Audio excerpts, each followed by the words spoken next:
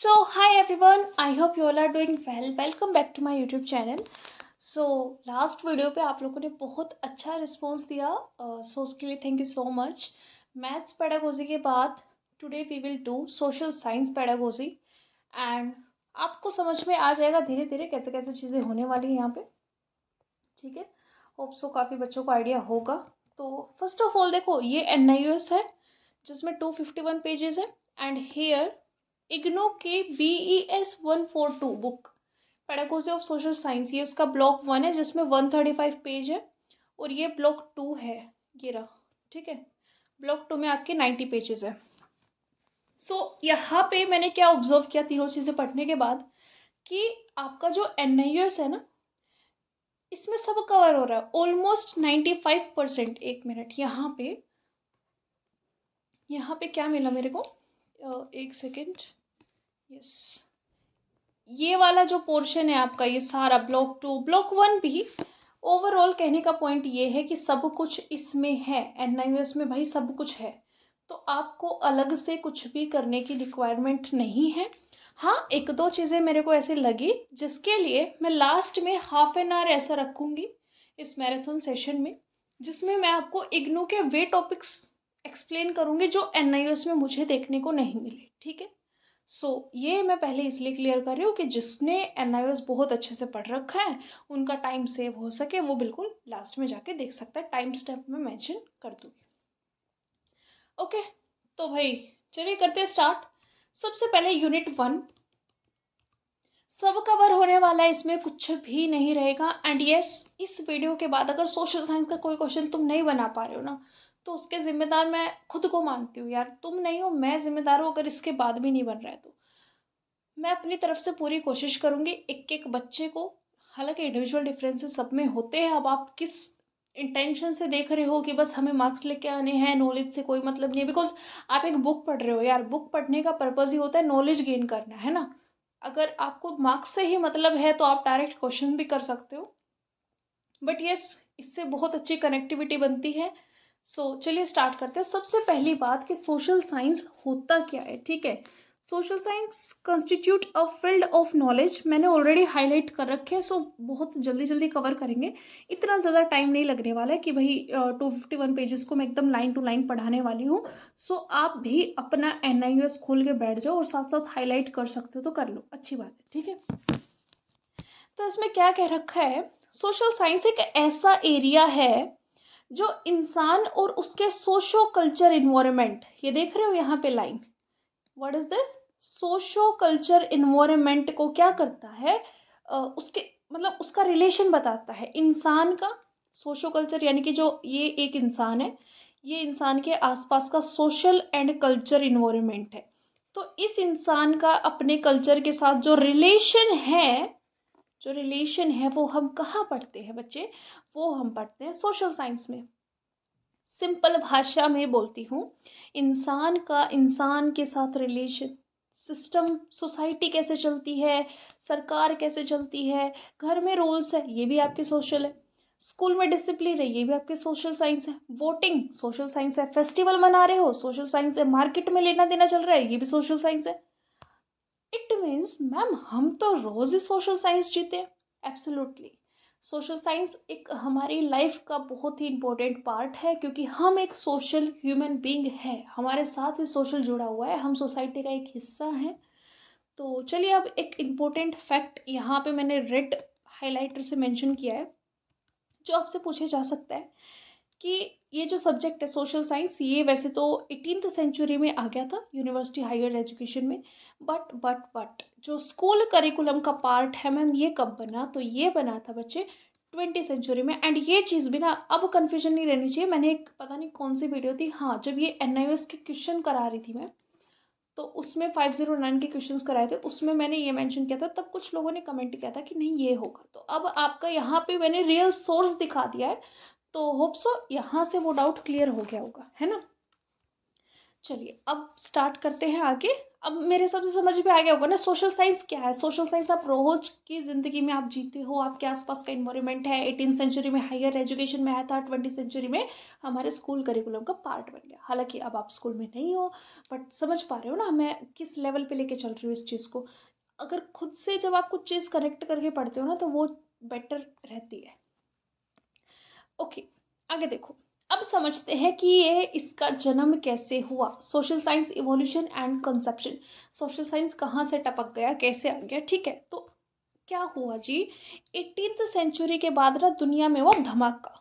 हाँ जी, धमाकों के नाम मैं आपको दिखा देती हूँ यहाँ पे क्या क्या धमाके हुए थे।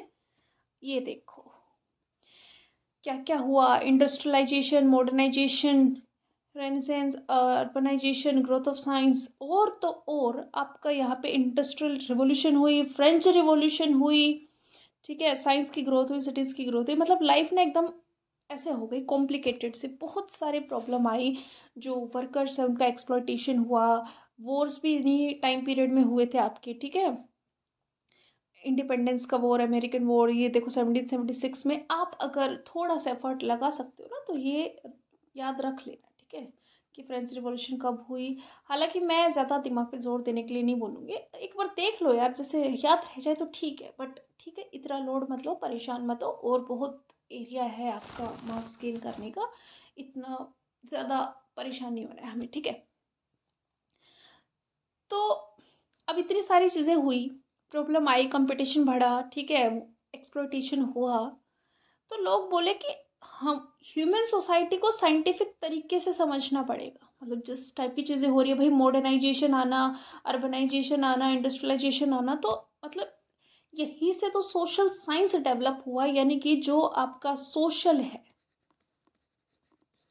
जो आपका सोशल है, सोशल यानी कि समाज है, उसको साइंटिफिक तरीके से समझो, साइंटिफिक तरीके से समझो, इसी को जोड़ के बन गया सोशल साइंस। कितना मज़ेदार था ना, मज़ा आया ना स्टोरी सुन के। तो ऐसे ऐसे चीज़ें हमारे यहाँ पे हुई थी। आगे हम बात करते हैं social science study what. Social science में आप लोग क्या पढ़ते हो, ये वॉर वगैरह मैं बता चुकी हूँ, ठीक है। यही सब है इसमें, कुछ भी स्किप नहीं होने वाला है। एक एक जो लाइन इसमें लिखी हुई ना सब कवर होने वाली है, क्योंकि नेचर क्या है, एम क्या है, ऑब्जेक्टिव क्या है, स्टेप्स क्या, ये सारी चीज़ें ना अंडरस्टैंडिंग की होती है। अगर आपकी समझ बन गई ना तो फिर वो लाइफ लॉन्ग आपके साथ रहेगी, ठीक है। तो सोशल साइंस में बेसिकली हम क्या पढ़ते हैं, कॉन्सेप्ट कुछ ऐसा है कि भाई ह्यूमन से रिलेटेड है, तो हमारे cultural values, religions, politics, economics, institutions, ये सब पढ़ते हैं। यानी कि अगर इंसान को समझना है आपको पूरी तरीके से, इन शॉर्ट अगर मैं इसका कंक्लूजन निकालूँ कि भाई इंसान को समझना है तो क्या करो, आप सोशल साइंस पढ़ो, ठीक है। कंसेप्शन ऑफ सोशल साइंस में क्या मेंशन है कि ये नॉलेज का बॉडी है जो ह्यूमन अफेयर से डील करता है, ठीक है। It's a body of knowledge. यहाँ देखो ये वर्ड याद रखना, मतलब याद रखना, जहाँ मैं ये बोलती थी ना कि ये वर्ड याद रखना, वो ना आपको यहाँ पे क्वेश्चन बना के दे देगा। What is the body of knowledge which is concern with the human affairs in the spectrum the, ठीक है। इतना कितना भी दे, बट आपको ध्यान रखना है कि ह्यूमन अफेयर से कनेक्ट तो कौन है, सोशल साइंस है। सोसाइटी को, सोशल को हम साइंटिफिक तरीके से समझते हैं। गॉट इट, हाँ जी। अभी जैसे यहाँ पे ना कॉन्ट्रास्ट किया गया है, कॉन्ट्रास्ट इन द सेंस, मतलब ये बोला गया है कि जो different social science, Charles beard ने, किसने बोला, सबसे पहले तो ये नाम याद रख लो, कि जो social science are the body of knowledge and thought pertaining to human affairs as distinguish from, यानी कि जो सोशल साइंस है वो सिर्फ स्टिक्स, स्टोन्स, तारे वारे इनसे ही रिलेटेड नहीं है, इनके अलावा भी वो एक बॉडी ऑफ नॉलेज है जो पर्टेन करती है ह्यूमन अफेयर्स को। अच्छा जी, चार्ल्स बियर्ड ने ये लाइन बोल दी, हम याद रख लेंगे। अब मैम ये बता दो जेम्स हाई ने क्या बोला। जेम्स हाई ने बोला कि सोशल साइंस वो बॉडी है लर्निंग की विच reorganize the simultaneous and mutual action of physical and non-physical stimuli which produce social reaction। सिर्फ इतना याद रख लो, जेम्स हाई म्यूचुअल एक्शन की बात करते हैं, ठीक है। और जो चार्ल्स बियर्ड है उनके में ये आ जाएगा आपका stick stone star, stick stone star, SSS, ठीक है। चार्ल्स, चार्ल्स में भी लास्ट में ऐसा आ रहा है। आपको लगता होगा कि कितनी ही वाहियात ट्रिक है, मतलब बट क्या होता है ना कि विजुअल पावर काफ़ी स्ट्रॉन्ग होनी चाहिए। जैसे आप ना कुछ भी निमोनिक्स बनाओगे ना वो फेल हो सकता है, बट अगर आपने कोई चीज़ विजुअलाइज करके याद की है ना तो वो डेफिनेटली वर्क करती है, स्पेशली आपके एग्जाम्स में जहाँ 4 ऑप्शंस आपको देखने को मिलते हैं ना। सो समझ में आ गई होगी दोनों की डेफिनेशन, डिफरेंस समझ में आ गया होगा। एक बार अपनी आंखें बंद करो सभी, साथ साथ ना क्लास में सब रिवाइज कराते जाऊंगी, टेंशन लेने की दिक्कत ही नहीं है, ठीक है, मतलब कोई टेंशन नहीं है, सारी चीज़ें यहीं याद होगी।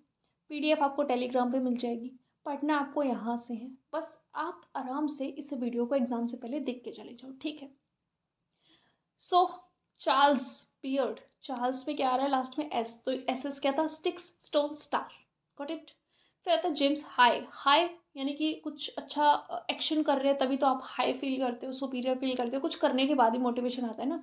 तो जेम्स हाई यानी कि म्यूचुअल एक्शन, एक्शन से याद रख लेना, ठीक है, जिसको म्यूचुअल से याद रह जाए अच्छी बात है। फिजिकल एंड नॉन फिजिकल कैसे भी याद रख सकते हो यार, मर्जी है आप लोगों की। ओके आगे बढ़ते हैं। द फॉलोइंग पॉइंट्स में categorise the nature of social science. अब ये हमें है ना कैरेक्टरिस्टिक्स बताएंगे सोशल साइंस की, यानी कि नेचर डिस्क्राइब होने वाला है यहाँ पे, सोशल साइंस का क्या नेचर है। तो सोशल साइंस का अगर हम नेचर की बात करें, एक तो ये है कि direct bearing on human activities, direct bearing on human activities, तीन तीन नेचर दिए गए इसके, नंबर 1, नंबर 2, नंबर 3, तीनों इंपॉर्टेंट है। Direct bearing on human activities का मतलब है कि ये एक आपकी डायरेक्ट बियर करता है किस पे, ह्यूमन एक्टिविटीज पे। ये एक रियल लाइफ सब्जेक्ट है। कैसा सब्जेक्ट है ये, एक रियल लाइफ सब्जेक्ट है। Advance studies of human societies, obviously आप ना एक ह्यूमन की जो आपके आसपास की सोसाइटी है वो तो आपको भी दिख रही है, फिर इसमें पढ़ने जैसे क्या बात आ गई, इसमें पढ़ने का क्या सिस्टम है मैम, ये समझ में नहीं आया। तो सिस्टम है भाई, इसको ना आप इसमें डिटेल में हायर लेवल पे जाके पढ़ते हो, दैट इज आपका advance study of human society. Find out truth about human relationship, ठीक है, find out truth about human relationship. समझ आया, नहीं समझ में आया, यानी कि लोग कैसे बिहेव करते हैं, लोगों का सच क्या है वो आप जान पाते हो यहाँ पे, ठीक है, समझ में आया। Social science seek to find out the truth about human relationship. 3 points थे, रिपीट कर देती हूँ। सोशल साइंस का नेचर कैसा है, अपनी आंखें दोबारा से बंद कर लो। सोच रहे होंगे मैम आज कितनी बार आंखें बंद करवाएंगी, बट ये काफ़ी इफेक्टिव तरीका है। आप बस आपके कानों में ना आवाज़ जानी चाहिए, this is all what matters, ठीक है। तो नेचर है सोशल साइंस का भाई, इसमें क्या होता है कि रियल लाइफ सब्जेक्ट है। पहला नेचर रियल लाइफ सब्जेक्ट, दूसरा नेचर इसमें हम हायर लेवल पे जाके चीज़ें डिटेल में पढ़ते हैं, तीसरा नेचर लोग कैसे बिहेव करते हैं, उनका बिहेवियर हम यहाँ पे समझ रहे होते हैं। ये क्या हो रखा है समझ में ही नहीं आ रहा मेरे को तो।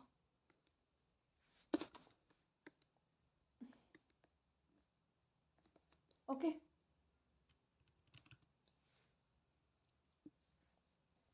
ओके अब बात करते हैं आगे कि कॉन्सेप्ट ऑफ सोशल स्टडीज क्या होता है मैम, है ना।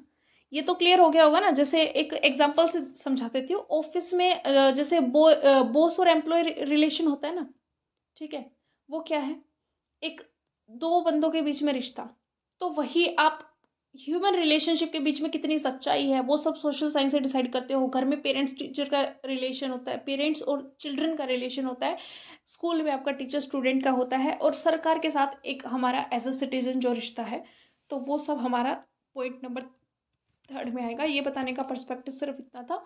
अगर आपको डायरेक्ट ऑप्शन ना पूछ के घुमा फिरा के चीज़ें पूछी जाए तो आप टैकल कर पाओ, ठीक है। अब आता है कॉन्सेप्ट ऑफ सोशल स्टडीज़। तो जैसे अब स्कूल में बच्चों को रिसर्च लेवल नहीं देना है, उन्हें लाइफ रेडी बनाना है, ठीक है। इसीलिए सोशल साइंस को हमने बना दिया सोशल स्टडीज़।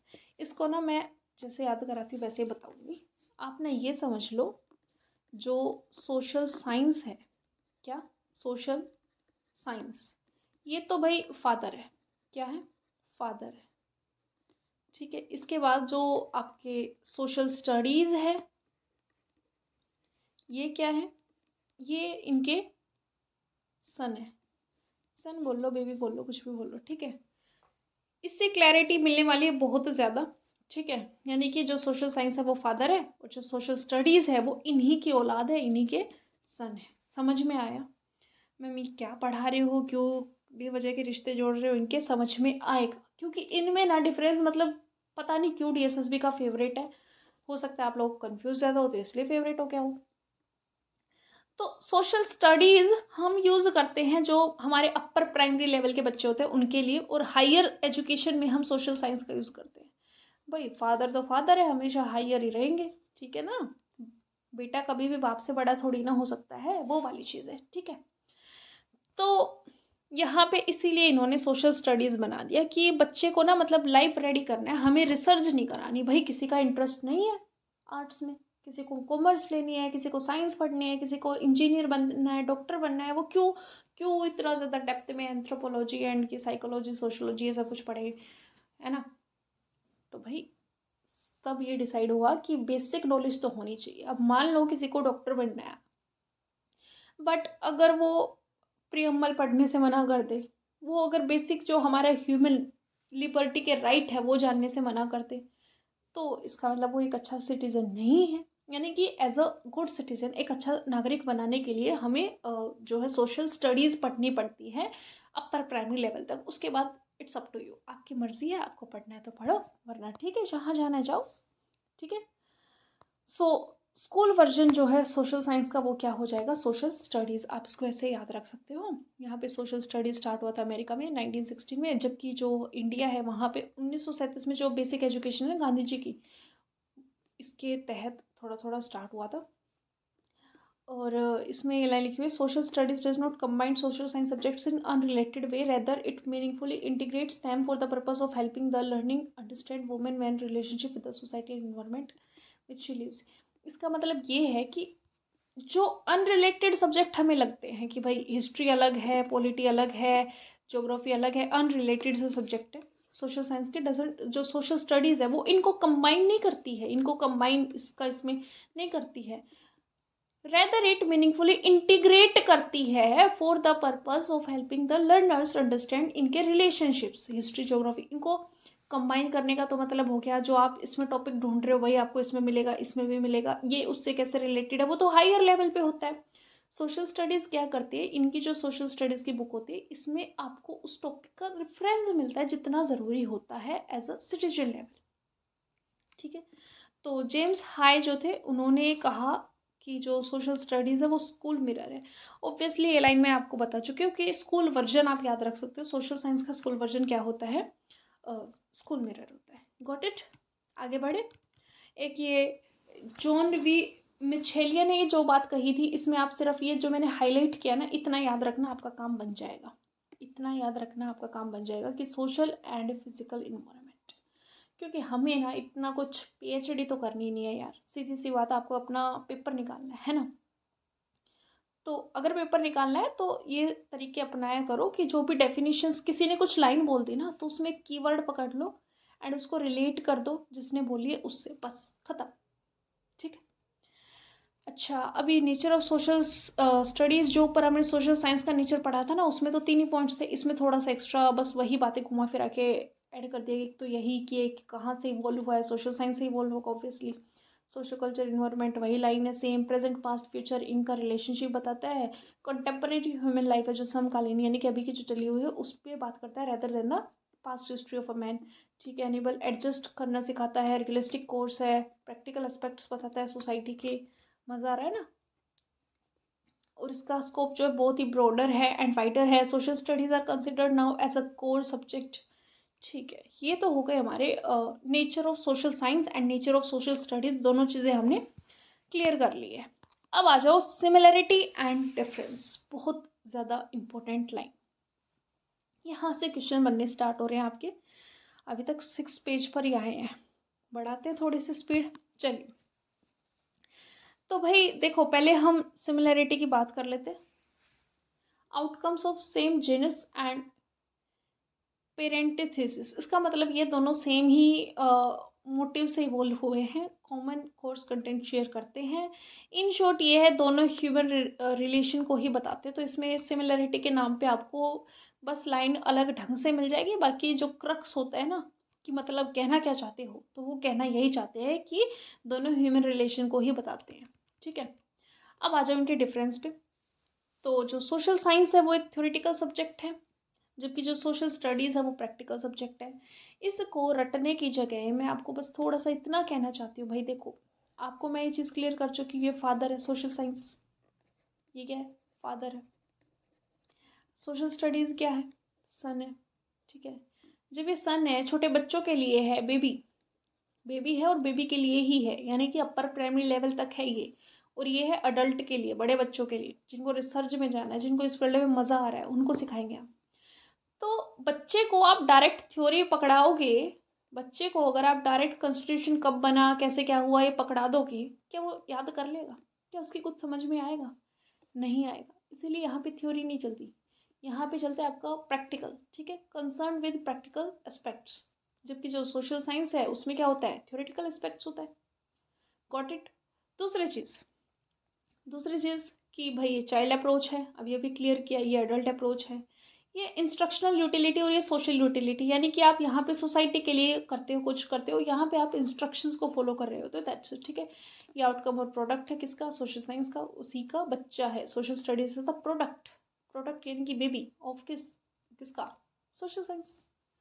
अच्छा, आगे जो सोशल स्टडीज़ है इस स्टडीड थ्रू प्रैग्मेटिक अप्रोच से ये सिखाया जाता है, एंड ये होता है एक आइडियलिस्टिक अप्रोच से। प्रैग्मेटिक यानी कि जो आपका इन्वायरमेंट है, नेचर है, उससे आप सिखा रहे हो बच्चे को, ठीक है। यहाँ पे आपका एम होता है बस नॉलेज एक्वायर कर लो। यहाँ पे आप बड़े हो चुके हो, उनका मानना है कि नॉलेज तो आपको है ही, बट नॉलेज को कंट्रीब्यूट करो कुछ इंटेलेक्चुअल होरिजोन को इंक्रीज करने में। समझ में आया? ठीक है। Social studies draw it's content from large number of social science, include large number of subjects like history polity, ठीक है। इसमें लार्ज नंबर ऑफ सब्जेक्ट्स होते हैं, आपको बताइए, अलग अलग डिवाइड हो जाते हैं बड़े लेवल पे आते ही। सो ये बातें थी कुछ, अभी तो बहुत सारी रहती है इसमें, काफ़ी सारे डिफरेंसेस निकाल दिए इन्होंने। तो ये एक मिक्सचर ऑफ डिफरेंट सब्जेक्ट्स है, जिसमें मतलब अलग अलग सब्जेक्ट का मिक्सचर है, जबकि ये एक कंपाउंड है, यानी कि इन्होंने अलग अलग सब्जेक्ट्स तो नहीं बनाए, वो जो कंपाउंड रेडी किया है ना, वो ऐसे किया है, उसको ना सेपरेट करना डिफिकल्ट है। इन्होंने थीम पकड़ी है, थीम के हिसाब से उसको कंपाउंड कर दिया, जबकि इसमें आप आराम से उसको सेपरेट कर सकते हो, कोई दिक्कत नहीं आएगी। ये आपको सिटीजन बनाना चाहते हैं एक अच्छा, और ये भाई जिसको इंटरेस्ट है वही आगे जाए, ठीक है, जो कि बहुत कम होते हैं, ठीक है। जो सोशल स्टडीज़ है वो सिंप्लीफाइड है, ये कॉम्प्लेक्स है, ये एडवांस स्टडी है, ये सभी एस्पेक्ट को टच कर पाता है। ये लिमिटेड है भाई, एक ही चीज़ को बहुत डिटेल में बताएगा, इसमें ना एक छोटी सी चीज़ को आप बहुत डिटेल में पढ़ते हो, इसीलिए इसमें लिमिटेड है, इट्स ओन फील्ड, ठीक है। Okay, that's it. ये हो गए हमारे डिफरेंसेस, यानी कि अगर सोशल साइंस पढ़ोगे तो तुम प्रोफेसर बन जाओगे, सोशल स्टडीज़ तक लिमिटेड रहोगे तो तुम एक जिम्मेदार नागरिक तो बन ही जाओगे। ये सब बातें हैं, चलिए आगे। अच्छा, social science in school curriculum में जैसे जैसे हमारी क्लास बढ़ती है वैसे वैसे डेप्थ बढ़ती है। जैसे प्राइमरी तक आप ईवीएस में ही सब कुछ पढ़ रहे होते थे, ठीक है, फिर अपर प्राइमरी में इंटीग्रेट किया, फिर हायर में जब आगे गए आप, तब क्या किया, स्पेशलाइज्ड, अलग अलग निकाल दी कि हिस्ट्री अलग हो गया, है ना, पॉलिटी अलग हो गया, इस तरीके से, ठीक है। ये आपके एम है, एंड व्हाट्स हियर, सो ये मैंने एक्सप्लेन कर दिया ऑलरेडी, जो भी इसमें लिखा हुआ है ना, इसका पर्पस वही है कहने का। अच्छा, अब पढ़ते हैं कि सोशल साइंस के एम क्या है। बताने की ज़रूरत तो होगी नहीं, अभी हम पढ़ के आए, जो नेचर पढ़ा था ना हमने सोशल साइंस और स्टडीज़ का, सेम मिलता जुलता है यार। बच्चे में आप competency, commitment, democratic, citizenship quality, patriotism, national feeling, ये सब डेवलप कर सको, ठीक है। उसको एक सेंस ऑफ बिलोंगिंगनेस फील हो, इमोशनल क्वालिटी हो, उसमें मॉरल वैल्यूज़ हो, ये सब बहुत ही बेसिक बेसिक बातें हैं। ऑप्शन से आप यूँ चुटकियों में एलिमिनेट कर लोगे, कोई दिक्कत नहीं होने वाली है इसमें आपको। अब आ जाओ यहाँ, इनमें कुछ भी है सच नहीं, हाँ ये 1.3 unit social science down the ages. Down the ages का मतलब क्या है कि ये कोई नया सब्जेक्ट नहीं है भाई, ये चीख चीख के बोल रहे हैं। डाउन द एजेस का मतलब है, मतलब बहुत सालों से ये चीज़ चलती आ रही है। It's not new, it's not new. Down the ages का मतलब क्या हो गया कि ये नया सब्जेक्ट नहीं है, जब से सोसाइटी बनी है तब से आपकी सोशल साइंस की लर्निंग चल रही है, ठीक है। एकदम से तो प्रकट हुई नहीं है ये चीज़ें, शुरू से ही चल रही है। तो जो हम प्री मॉडर्न वर्ल्ड की बात करते हैं, इसमें क्या था, मैं ना इसका क्रक्स आपको वैसे लिखवा रही हूँ क्योंकि पढ़ने जैसा कुछ नहीं, आपसे डायरेक्ट ये पूछा जाएगा कि किन किन पार्ट में डिवाइड है, मतलब बेसिक क्वेश्चन ही बनते हैं आपसे इस बेस पे, तो आप इतना ध्यान रखो एक बार, ठीक है। क्या कि जो आपका प्री मॉडर्न वर्ल्ड है उसमें क्या हो रहा है, नो बुक्स, कोई बुक्स नहीं होती थी, नो बुक्स, ठीक है। और informal informal learning, informal learning,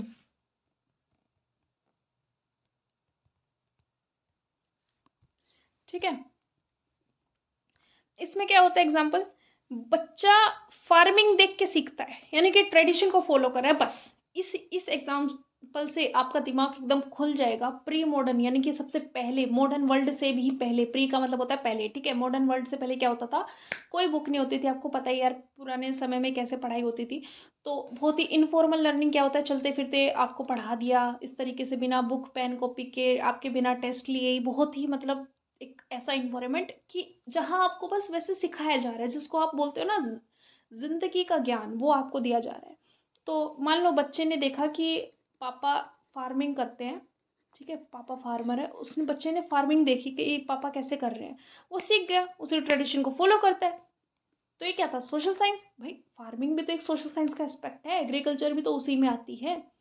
तो इसमें ये बातें थी। और एंशियंट थिंकर के नाम याद रख लेना यहाँ पे, एक तो प्लेटो है जिसकी बुक है आपकी, कौन सी है, रिपब्लिक, और जो अरिस्टोटल है उसकी बुक है पॉलिटिक्स, ध्यान रहेगी ये चीज़ें, ठीक है।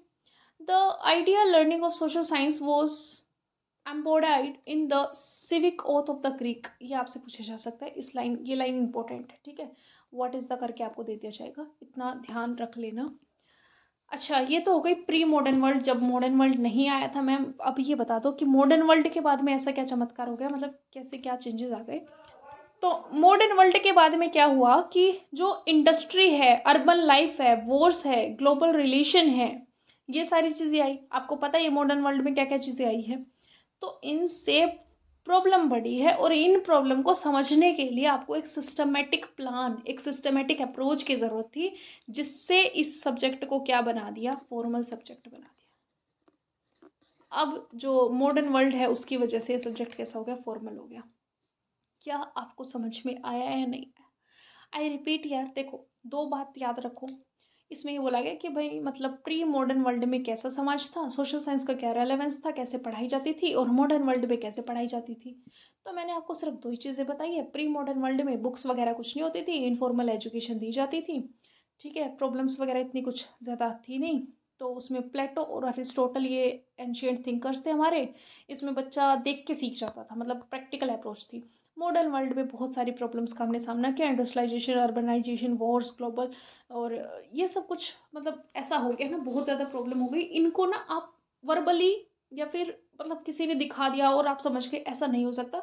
इसके लिए हमें एक प्रॉपर पेन कॉपी लेके बैठना पड़ेगा, और एक एक चीज़ की, अच्छा कोल्ड वॉर इन यूएसए और यूएसएसआर के बीच में ऐसे ऐसे हुआ था, फिर ये चीज़ें हो गई, ये देश अलाइन थे, मतलब ये तो एक छोटी सी बात है। वर्ल्ड हिस्ट्री कितनी बड़ी है ना, पॉलिटी कितनी बड़ी है। तो ये सारी चीज़ें आप इनफॉर्मली नहीं सीख सकते, इसीलिए यहाँ पे क्या हुआ, फॉर्मल एजुकेशन का जन्म हुआ, फॉर्मल सब्जेक्ट बना दिया सोशल साइंस को, यानी कि स्कूलों में पढ़ाने लायक बना दिया, ठीक है। फिर ये भाई यूनेस्को, यूनिसेफ, यूएनडीपी, यूएनओ, ये प्रमोट करना चाहते थे हेल्दी सोशल लिविंग को लोगों में, ठीक है। ये सब आप पॉइंट ध्यान रखना। बाकी अब बात करते हैं इंडियन पर्सपेक्टिव क्या था सोशल साइंस की तरफ।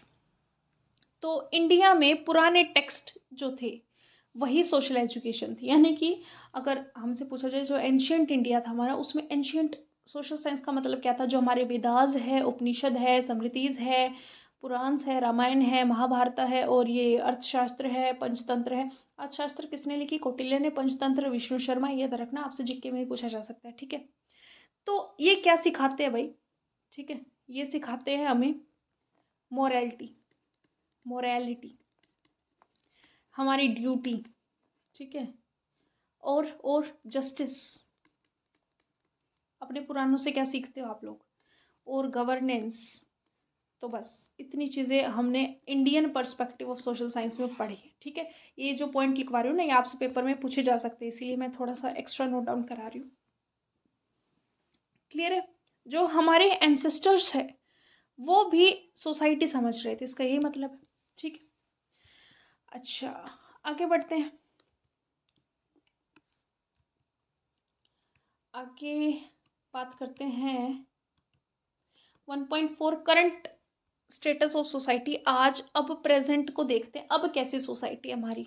सबको पता है भाई, फास्ट ग्रोइंग है, ठीक है, टेक्नोलॉजी आ गई है, डाइवर्सिटी हो गई है, ग्लोबलाइजेशन हो गया है, complexity, heterogeneity, diversity, new social orders है, यानी कि industrialisation, urbanisation, modernisation, social values, democracy, socialisation, secularism, liberty, equity, ये सब कुछ हो चुके हैं, ठीक है। ओके, हो गए हैं। तो ये कि इंटरनेट कनेक्ट होता है, इंटरनेट सबके पास है, इससे ना मिस इन्फॉर्मेशन भी जाती है, ठीक है। तो कुछ अच्छी वैल्यूज़ भी आई है, तो कुछ चैलेंजेस भी आए हैं, तो इसमें वही सब चीज़ें बताई गई है। इसमें देखो, ये चैलेंजेस की बात की गई है, poverty, crime, environment, population, unemployment, ये जो डिफरेंस है, सोशल अलाइनेशन है, ये सब कुछ मतलब कि भाई जितना अच्छा हुआ है उतना थोड़ा सा ना इफेक्ट पड़ा है। तो वो सब चीज़ें कि चैलेंजेस और अच्छा फ़ायदा क्या हुआ है, ये सब चीज़ें आपसे पूछी जा सकती है। अच्छा, अब आता है हमारा 1.4.2 scope of social science in a differentiate a. तो अब हम ये तो समझ में आ गया कि बहुत ज़्यादा डाइवर्सिटी है, ठीक है। अब डाइवर्स सोसाइटी में, डिफरेंशिएटेड सोसाइटी में स्कोप क्या है सोशल साइंस का। तो सोसाइटी में चेंज लाना, ये एक थोड़ा सा न्यू सब्जेक्ट हो जाता है, यानी कि इसमें 2 सब्जेक्ट आपके ऐड हुए थे। वो आई थिंक, एक तो ये देखो क्रिमिनोलॉजी, और आगे मिल जाएंगे शायद, और आगे है, ध्यान नहीं है मेरे को, बट यस, यहाँ पे 2 चीज़ें इंट्रोड्यूस हुई थी। मतलब सीधी सी बात है यार, आप हेडिंग से समझो स्कोप क्या है। तो स्कोप यहाँ पे इंक्रीज किया गया। स्कोप के नाम पे अब तक आपको क्या पता था कि ज्योग्राफी, हिस्ट्री, पॉलिटी, इकोनॉमिक्स, है ना, सोशोलॉजी, ये चीज़ें आपको पता थी। तो इसमें जो एड ऑन हुई है, एक तो हुई है डेमोग्राफी। डेमोग्राफी का मतलब होता है डेमो मतलब कि लोग, पॉपुलेशन की स्टडी करना। और एक चीज़ याद हुई है, ऐड हुई है क्राइमिनोलॉजी, जो क्राइम की स्टडी करने के लिए हुई है, ठीक है। ये 2, इसका स्कोप एक्सपेंड हुआ है इन शॉर्ट। ये जो कहने का पर्पस है इस पूरे पैराग्राफ का, ये है कि स्कोप जो है बड़ा है, ठीक है। चलिए, क्लियर हो गया होगा। आगे बढ़ते हैं 1.5 यूनिट, कंपोनेंट्स क्या है सोशल साइंस के। अब थोड़ा सा एकेडमिक लेवल पे आ जाते हैं। फील्ड ऑफ स्टडी बनने के लिए क्या क्या चीज़ चाहिए, इसमें यहाँ पे आपको 3 पॉइंट याद रखना है, ये 3 मेजर कंडीशंस। एंड भाई ये आपसे पेपर में पूछी जा सकती है, तो मिस मत करना। अभी की अभी अपनी आंखें बंद कर लो, मैं आपको याद करा देती हूँ। एक फील्ड ऑफ स्टडी बनने के लिए एक सब्जेक्ट को क्या क्या चाहिए, मैनी सब्जेक्ट्स, यानी कि वो एक इंडिविजुअल सब्जेक्ट ना हो, include a number of individual subjects, यानी कि उसमें बहुत सारे सब्जेक्ट हो। दूसरी चीज, there exist functional relationship and difference among the subject under a field. जो वो एग्जिस्ट फंक्शनल रिलेशनशिप और डिफरेंस है उस सब्जेक्ट का, उसके अंदर ही वो हो, यानी कि रिलेशन और डिफरेंस हो। तीसरी बात ये कहता है कि इसका मतलब कि डिफरेंट फील्ड और सब्जेक्ट से भी लिंक हो। अब ये तो कंफ्यूजिंग सी लाइन लग रही है, समझाती हूँ। देखो, अब जैसे सोशल साइंस है, एसएसटी लिख लेते हैं, सोशल स्टडीज। इसमें 2-3 टॉपिक्स आपके, 2-3 सब्जेक्ट आते हैं, हिस्ट्री, पॉलिटी, ज्योग्राफी, ठीक है। तो हिस्ट्री का पॉलिटी के साथ रिलेशन होना, ज्योग्राफी का पॉलिटी के साथ होना, ज्योग्राफी का हिस्ट्री के साथ रिलेशन होना, है ना। तो ये तो जस्टिफाइड है, ये चीज़ तो एसएसटी में ही है। ये तो है आपका सेकंड पॉइंट कि उसी रिलेशनशिप में डिफरेंस हो, उसी में आपका इंटर रिलेशन हो। लेकिन अब मैं बोल दूँ ज्योग्राफी का साइंस के साथ रिलेशन, साइंस एक अलग डोमेन हो जाता है ना, डिफरेंस या रिलेशन जो कुछ भी है, तो ये आपका थर्ड पॉइंट हो जाता है। यानी कि अलग सब्जेक्ट्स के साथ भी, जैसे एक वाटर साइकिल करके टॉपिक होता है, तो वाटर के बारे में आप ज्योग्राफी में पढ़ते हो, साइंस में पढ़ते हो, ठीक है। This is what I mean. आगे बढ़ते हैं। अब यहाँ पे ना एक बहुत इंपॉर्टेंट चीज़ आने वाली है, ये रहा, मैंने ना रेड स्टार मार्क कर रखी है।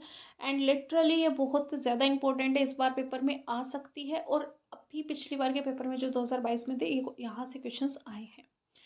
तो प्योर सोशल साइंस के बारे में आपको पता ही होगा, polity, economics, history, jurisprudence, prudence, law, sociology, public administration, social work, human rights, anthropology, ठीक है। अब मैम इतने सारे याद रखेंगे नहीं, आप ना ये 2 याद कर लो, थर्ड को याद करने की ज़रूरत नहीं, वो ऑटोमेटिक याद हो जाएगा। तो सेमी सोशल साइंस, एथिक्स लगा ना थोड़ा सा अलग सब्जेक्ट, मतलब हिस्ट्री पॉलिटी ज्योग्राफी तो आपने सुन रखी है, तो प्योर सोशल साइंस में गए। जो सेमी सोशल साइंस में जाएगा वो जाएगा नए नए subjects, philosophy, psychology, education, ethics, यानी कि पीई, ईपी कैसे भी याद रख सकते हो। सेमी में क्या आता है, सेमी, ई से याद रख लो, EP, EP, ethics, education, philosophy, psychology. Got it. Science with social implication, जिसमें सोसाइटी के इम्प्लीकेशंस होते हैं, geography, biology, medicine, linguistic, library science. ये थोड़े से आपको याद रखने पड़ेंगे, रखने ही पड़ेंगे। ठीक है, चलिए आगे बात करते हैं। Instructional component of social science at school level, school level पे इंस्ट्रक्शनल कंपोनेंट की बात करते हैं। तो भाई इसमें जैसे कि अपर प्राइमरी में आपकी हिस्ट्री, ज्योग्राफी और एसपीएल थी। एसपीएल क्या है, सोशल एंड पॉलिटिकल लाइफ। ये आपसे स्पेलिंग भी मतलब फुल फॉर्म भी पूछी जा सकती है, तो याद रखना। सेकेंडरी लेवल पे आपकी इकोनॉमिक्स ऐड हो जाती है, तो ये सब बातें इसमें बताई गई हैं। आगे बढ़ते हैं फटाफट से। Interdisciplinary and integration perspective in social science. तो एक सब्जेक्ट दूसरे सब्जेक्ट से कैसे जुड़ा है, बेसिकली वो हम पढ़ते हैं इंटरडिसिप्लिनरी और इंटीग्रेशन में। ये टर्म मैंने आपको मैथ्स पेडागोजी में भी कवर कराई थी, है ना। सो इंटीग्रेशन क्या होता है, टीचर को अलग अलग नहीं, कनेक्ट करके पढ़ाना है। टीचर को इन द सेंस, अगर टीचर कोई भी सब्जेक्ट पढ़ा रहा है तो वो इनको अलग अलग ना करे कि भाई हिस्ट्री अलग है, पॉलिटी अलग है। अरे हिस्ट्री का तुमने कोई टॉपिक उठाया है ना, तो उसको कनेक्ट कर दो सब चीज़ों से। ठीक है, तो ये होता है आपका इंटीग्रेशन। जैसे कि अब एक एग्जांपल लेती हूँ, यहाँ पे इन्होंने कौन सा लिया था, इसमें था तो सही, फूड का था, कहाँ था, हाँ ये रहा, फूड है, खाना। ठीक है, तो भाई फूड का प्रोडक्शन किस में पढ़ोगे, प्रोडक्शन, कंजप्शन, ये सब हम कहाँ पढ़ते हैं, ऑब्वियसली आपको पता होगा इकोनॉमिक्स में।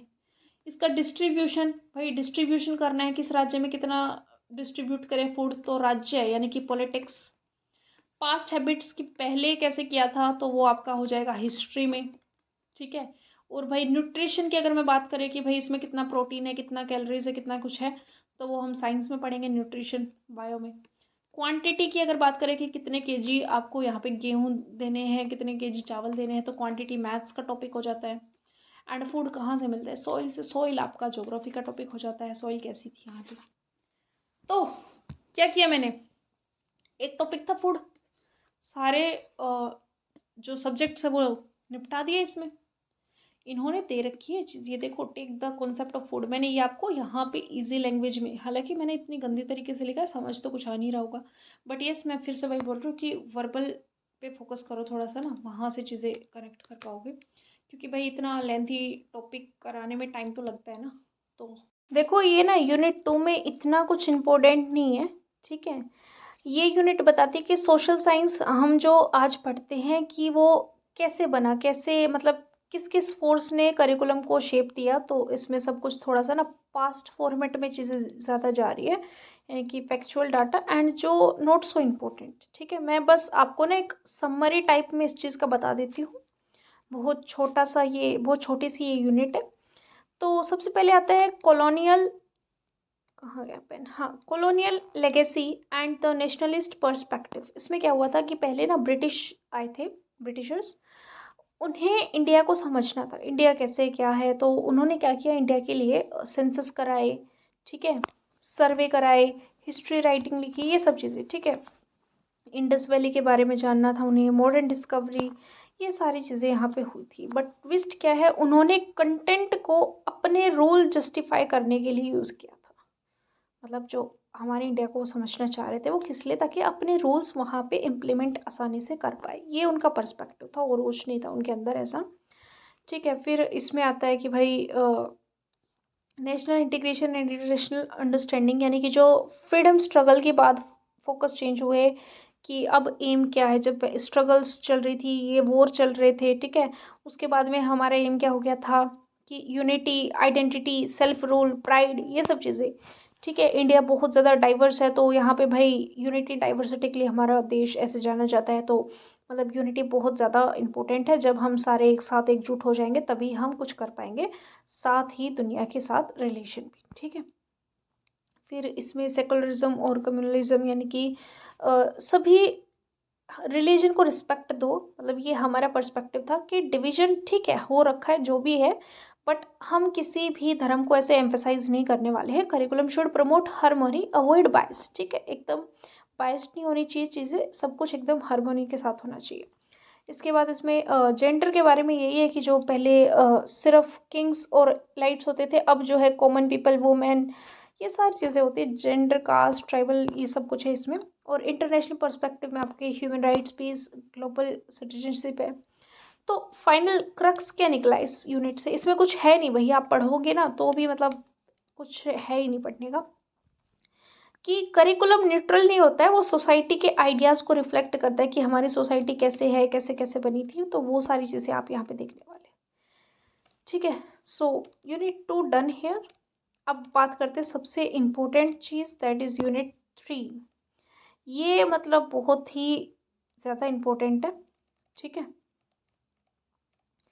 इसमें आप हिस्ट्री को डेप्थ में समझने वाले हो, एंड ऐसे ही फिर हम ज्योग्राफी को समझेंगे, पॉलिटी को समझेंगे, सोशोलॉजी को समझेंगे। बहुत मज़ा आने वाला है इस क्लास का, इस NIUS का और सोशल साइंस की पेडागोजी बनाने का जो पर्पस था। क्योंकि देखो, नेचर, एम्स, ऑब्जेक्टिव सारे पॉजिटिव पॉजिटिव, आपको पता है हर जगह सेम होते हैं। कुछ भी डिफरेंस क्रिएट हुआ अब तक नहीं हुआ। मैम आप कोई भी पेडागोजी करा लो, उसमें आप यही तारीफ़ें करोगे कि ये इंटीग्रेट करता है, ये बच्चे में ऐसे ऐसे डेवलप करता है। तो मतलब ये वही क्वेश्चन थे जो आप, मतलब कैसे कहूँ यार, कि जिस बच्चे ने तैयारी नहीं की ना, ऑप्शंस देख के वो भी कर लेता है। बट यहाँ से अब अगली 30 मिनट जो आप सीखने वाले हो, वो वही बच्चा कर पाएगा जो पढ़ा हुआ, ठीक है। तो अब तक तो हमने सिर्फ ये समझा है कि सब्जेक्ट है क्या, कैसे काम करता है। अब हम समझेंगे कि इसको पढ़ाना कैसे है, हिस्ट्री क्या है, किस चीज़ पे यहाँ से एग्जाम में क्वेश्चन आएगा, ठीक है। चलिए, सबसे पहले हम यहाँ पे बात करते हैं मीनिंग ऑफ हिस्ट्री। हिस्ट्री का मतलब क्या है?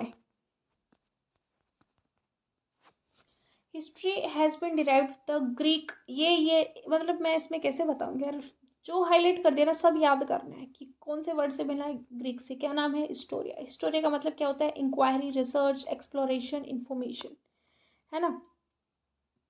तो हिस्ट्री सिर्फ डेट्स या किंग को याद रखने वाली चीज़ नहीं, ये एक इंसान की कहानी है। और कहानी बोरिंग नहीं होती है। मतलब कुछ लोगों को हिस्ट्री आई थिंक बोरिंग लगती होगी, उसके लिए मैंने लाइन बोली है। मतलब यार हिस्ट्री क्या है, आप खुद से सोचो कि जैसे आज ट्रैफिक प्रॉब्लम है, क्यों है? क्योंकि पास्ट में सिटी प्लानिंग कैसे हुई, इस वजह से हुआ होगा, है ना। मतलब हम हर चीज़ के लिए, आज जो कुछ भी हमारे पास प्रेजेंट में है, हम हर चीज़ के लिए पास्ट पे रिफ्लेक्शन डालते हैं ना। आज लैंग्वेज क्यों डिफरेंट है? क्योंकि माइग्रेशन हुआ होगा, ऐसे कुछ हिस्ट्री रही होगी। यानी कि इन सिंपल वर्ड्स, प्रेजेंट क्या है, आज क्या है, ये हमारे पास्ट का ही रिजल्ट है। कल आपका रिजल्ट कैसे आएगा, कैसा आएगा DSSB PRT का, तो ये आपके आज का रिजल्ट है। आज आप कितनी मेहनत कर रहे हो, प्रेजेंट में आप कितना पढ़ रहे हो, वैसा ही आएगा, ठीक है। तो भाई हेरोडोटस को फादर ऑफ हिस्ट्री बोला जाता है। ये बेसिक सी लाइन है, आपने बहुत बार सुनी होगी, GK में भी ये पढ़ ली होगी। और देखो ये कुछ डेफिनेशंस है, अलग अलग लोगों ने दी है, तो आप कैसे भी याद रख सकते हो। जैसे डिटेल्ड अकाउंट, हिस्ट्री को डिटेल अकाउंट किसने कहा? हेनरे जॉनसन ने, ठीक है। थॉमस कार्लाइल ने क्या कहा? Biography of great man. मैंने बस एक एक वर्ड ऐसे मैं बता रही हूँ कि आप इस वर्ड को इससे कनेक्ट कर सकते हो आराम से। प्रोफेसर मेटलैंड ने कहा कि man have done what man have done, ठीक है। प्रोफेसर रेनियर ने कहा कि जो the story of man living in society. Professor Ghosh ने 2007 में कहा इट्स साइंटिफिक स्टडी। तो भैया इसमें ना कुछ समझाने का था नहीं, बाकी आपको याद करना है। एंड यस, ये डेफिनेशन बड़ी अच्छी है। अर्नेस्ट बर्नहाइम ने कहा history is the science that investigate and present in their context of psychophysical casualty the facts determined by space and time. ये वर्ड आपको मिल जाएगा। ये जो बुलेट पॉइंट्स होते हैं ना, मतलब थोड़े से हाईलाइट होते हैं, बोल्ड में होते हैं। एग्जामिनर को पता नहीं क्यों पसंद है, वो डायरेक्ट इन्हीं से क्वेश्चन उठाता है, ठीक है। इट्स अ साइंस, इन्होंने ये कहा है जो सोशल साइंस है, जो हिस्ट्री है, हिस्ट्री क्या है, हिस्ट्री एक साइंस है because it embodies systemise knowledge based on the realities of life and about occurrence and happenings that have actually taken place and is not based on myth or imagination. दूसरी बात इन्होंने ये कही है कि जो इन्वेस्टिगेट करना है इसका काम है, यानी कि investigate those facts of life with the intention of presenting them in a proper context.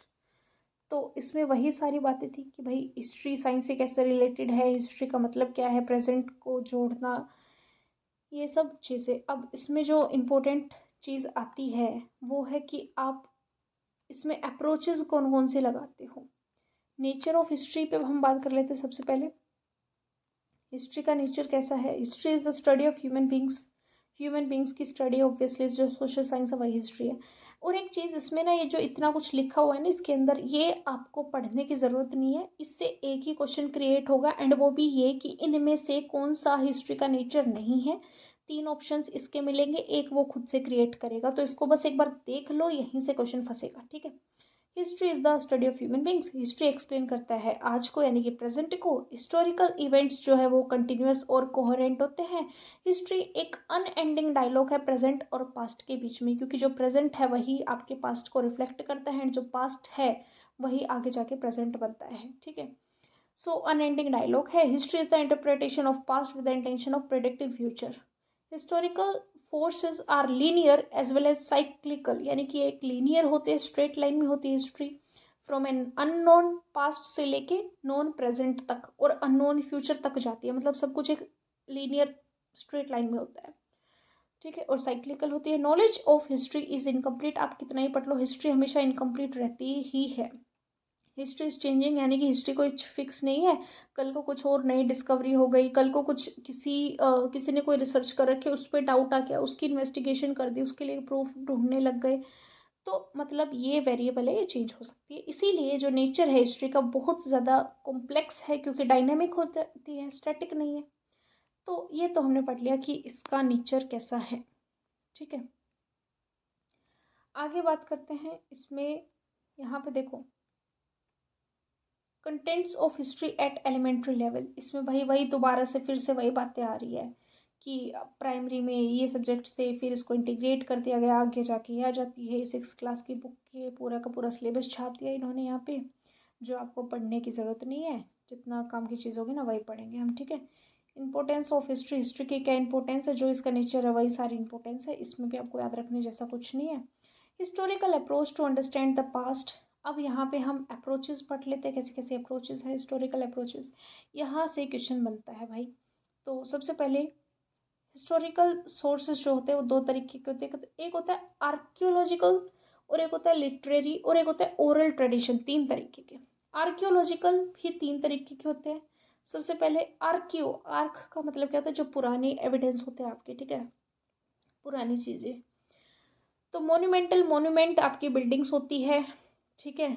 Buildings हो गए, एंटिक्स हो गए, ये सारी चीज़ें आपकी मोन्यूमेंटल फाइंडिंग्स में आ जाती है। और न्यूमिस्मेटिक एविडेंस। न्यूमिस्मेटिक क्या होता है, न्यूमिस यानी कि नंबर, नंबर यानी कि कॉइन, ठीक है। या आपने एक वोकैब का वर्ड है, अच्छा खासा आ जाता है, ब्लैक बुक में है मेंशन, तो सुना होगा पहले भी, PYQ भी SSC का। तो स्टडी ऑफ कॉइन्स को क्या बोलते हैं, न्यूमिस्मेटिक। तो वे एविडेंस भी आपके आर्क्यू में ही आएंगे भाई, पुराने सिक्के आप देखते हो। एपिग्राफ यानी कि आप जो इंस्क्रिप्शन होती थी दीवारों पे, खुदा हुआ कुछ लिखा होता था, स्टोन स्लैब्स हो गए, पिलर्स हो गए, रॉक्स हो गए, ये सब कुछ आपके आर्क्यू में आते हैं। आंखें बंद करो, आर्क्यू में क्या क्या आता है। आर्क्योलॉजिकल, आर्क्यू यानी कि पुराना, पुराना यानी कि पुरानी बिल्डिंग्स हो गई, पुराने सिक्के हो गए एंड पुराने इंस्क्रिप्शन हो गए, ठीक है। सिक्के, बिल्डिंग, इंस्क्रिप्शन, ये 3 चीज। आगे बढ़े। लिटरेरी सोर्सेज आपके 3 कैटेगरी में डिवाइडेड है। तो सबसे पहले आता है सेक्रेड, यानी कि जो आपके वेद हो गए, पुराण हो गए, भगवत गीता हो गई, बुद्धिस्ट रिलीजियस लिटरेचर, जितने भी धर्म के आधार पर चीज़ें हैं, जितनी भी बुक्स वगैरह है, वो सब कुछ आ जाता है आपके सेक्रेड या रिलीजियस लिटरेचर में। और सेक्युलर में क्या आ जाता है भाई, सेक्युलर को फिर से 2 क्लासेस में डिवाइड कर दिया जाता है, private literature and official literature. तो प्राइवेट लिटरेचर क्या होता है, प्राइवेट यानी कि जैसे drama, novel, poem, books on grammar, astronomy, medical, art, biographies, autobiographies, diaries, traveller, ये सब चीज़ें। और जो आपकी ऑफिशियल लिटरेचर है उसमें थोड़ा सा ऐसे आते हैं लो कोड्स, ये सारी चीज़ें इस कैटेगरी में आती है। और फिर इसमें जो एक और है वो है फॉरेन टेस्टिनोमी। भाई सीधी सी बात है, जो अकाउंट्स फॉरेनर्स ने लिखे होते हैं वो सब इस कैटेगरी में आएगा। और ओरल ट्रेडिशन क्या होता है, इसका मतलब जैसे जो ओरली आप चीज़ें बताते हो, यानी कि उसके सोर्स लिखित में नहीं है, ओरली अवेलेबल होते हैं, ठीक है। Different sources of history. अब हिस्ट्री के ना दो मेन सोर्सेस हो जाते हैं, प्राइमरी सोर्सेज और सेकेंडरी सोर्सेज। प्राइमरी यानी कि भाई उस इंसान ने तैयार किया है, क्या तो डायरेक्ट उससे कनेक्टेड है, कि जैसे ऑटोबायोग्राफी लिख देते हैं या फिर आप किसी को जानते हो उसके बारे में लिख रहे हो, तो वो प्राइमरी सोर्स है। या फिर किसी ने उसको देखा है, आप मतलब उसके आई विटनेस हो, उस जगह को देखने वाले, उस चीज़ को देखने वाले, यानी कि क्या तो आप पर बीती हो वो चीज़ या फिर आप उसके आई विटनेस हो, ये सब चीज़ें वो होते हैं प्राइमरी सोर्स, यानी कि डायरेक्ट। सेकेंडरी होते हो जो उसका आई विटनेस है, उसकी हेल्प से आप लिख रहे हो, आप जस्ट एक राइटर हो अलग से, आप नहीं जानते उस टाइम के बारे में इस तरीके की चीज़ें, बट आप उसको देख के लिख रहे हो, ठीक है। फिर हिस्टोरिकल अप्रोच में क्या हुआ था, दो तरीके के क्रिटिसिज्म हुए, एक्सटर्नल और इंटरनल, मतलब होते हैं। हिस्ट्री को पढ़ते हैं तो क्रिटिसिज्म होते हैं एक्सटर्नल और इंटरनल। भाई सीधी सी बात है, सबके मन में आता है हिस्ट्री क्या है, भाई पास्ट की चीज़ें लिख दी, आपके भी मन में आता होगा मैं इस चीज़ को सच क्यों मान लूँ। आपने एक लाइन पढ़ी, ये लिखी हुई ना यहाँ पे, अर्थशास्त्र, एक मिनट, हाँ, अर्थशास्त्र जो है रिटन बाय कौटिल्य, कौटिल्य ने लिखा है, आपने लाइन पढ़ी, आपकी लाइन में आपने जैसे ये लाइन पढ़ी आपके अंदर आया एक्सटर्नल क्रिटिसिज्म, यानी कि मैं कैसे मान लूँ यार कि कौटिल्य ने ये बुक लिखी, ये फर्जी भी तो हो सकता है, फोर्जरी, ठीक है, मतलब मैं कैसे यकीन कर लूँ, ठीक है। तो उसके लिए भाई मुझे सिग्नेचर चेक करने पड़ेंगे, मुझे हैंड राइटिंग चेक करनी पड़ेगी, स्क्रिप्ट चेक करूँगी, स्पेलिंग चेक करूँगी, लैंग्वेज कैसी यूज़ कर रखी है, नॉलेज उस टाइम पे अवेलेबल थी या नहीं थी, कुछ अब ये वर्ड्स तो मेंशन नहीं कर दिए उसमें, होती है ना ये सारी चीज़ें, तो इसको बोलते हैं एक्सटर्नल क्रिटिसिज्म। आप अच्छे से उस चीज़ की चेक कर रहे होते हैं कि मतलब वो कितना ऑथेंटिक है। उसके बाद में आता है ठीक है भाई आपने वो चीज़ चेक कर ली कि ठीक है, ये फिर आता है इंटरनल क्रिटिसिज्म, यानी कि रिलायबल कितना है, यानी कि अनबायस्ड तो है ना, मतलब कभी बायस्ड हो किसी और के फेवर में हो। भाई देखो, सब लिखने का हक सबको है, कोई कैसे भी लिख सकता है, हम किसी की सोच के बारे में बिना पढ़े तो नहीं जान सकते ना। पढ़ के ही हमें पता चलेगा कि इसने अपना पॉइंट ऑफ व्यू ये रखा था, बट अगर उस पॉइंट ऑफ व्यू से किसी को हार्म हो रहा है, किसी को हर्ट हो रहा है, किसी को मतलब ऐसा फील हो रहा है कि मतलब इन्होंने तो हम पे ही हमें क्रिटिसाइज किया है, हमें छोड़ दिया है, या जो भी सिनेरियो है, तो वो रिलायबल है या नहीं, यानी कि सब कंफर्टेबल है ना उससे, यानी कि ऑनेस्ट है, ट्रांसपेरेंट हो, कम्पिटेंट हो, ये सारी चीज़ें इसको बोलते हैं इंटरनल क्रिटिसिज्म।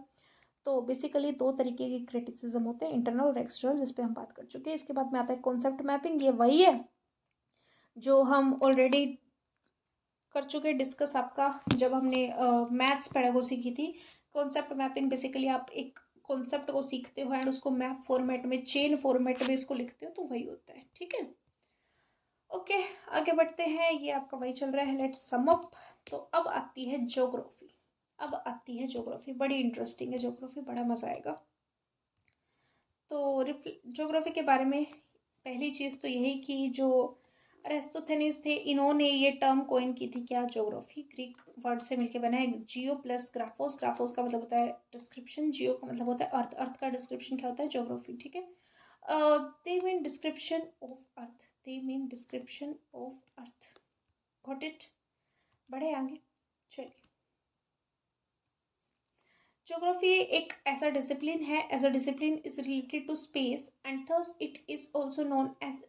भाई जब ये ज्योग्राफी आपके माइंड में जब भी आए ना ज्योग्राफी, जैसे मेरे माइंड में, मतलब जब मैं हिस्ट्री बोलती हूँ तो मेरे माइंड में ना ऑनेस्टली एक टाइम, टाइम सा आता है माइंड में, हिस्ट्री, क्योंकि वो बीती हुई चीज़ है ना, बीता हुआ पल, बीता हुआ टाइम।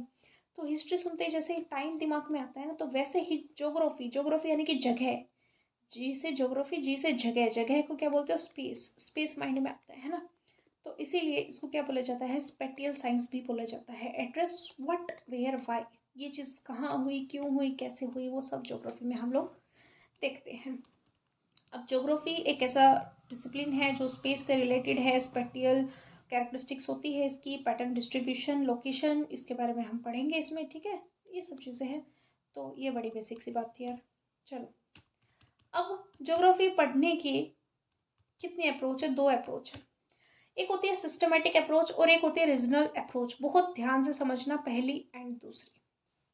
सिस्टमेटिक अप्रोच में क्या होता है, आप एक फेनोमेना को एज अ होल पढ़ते हो।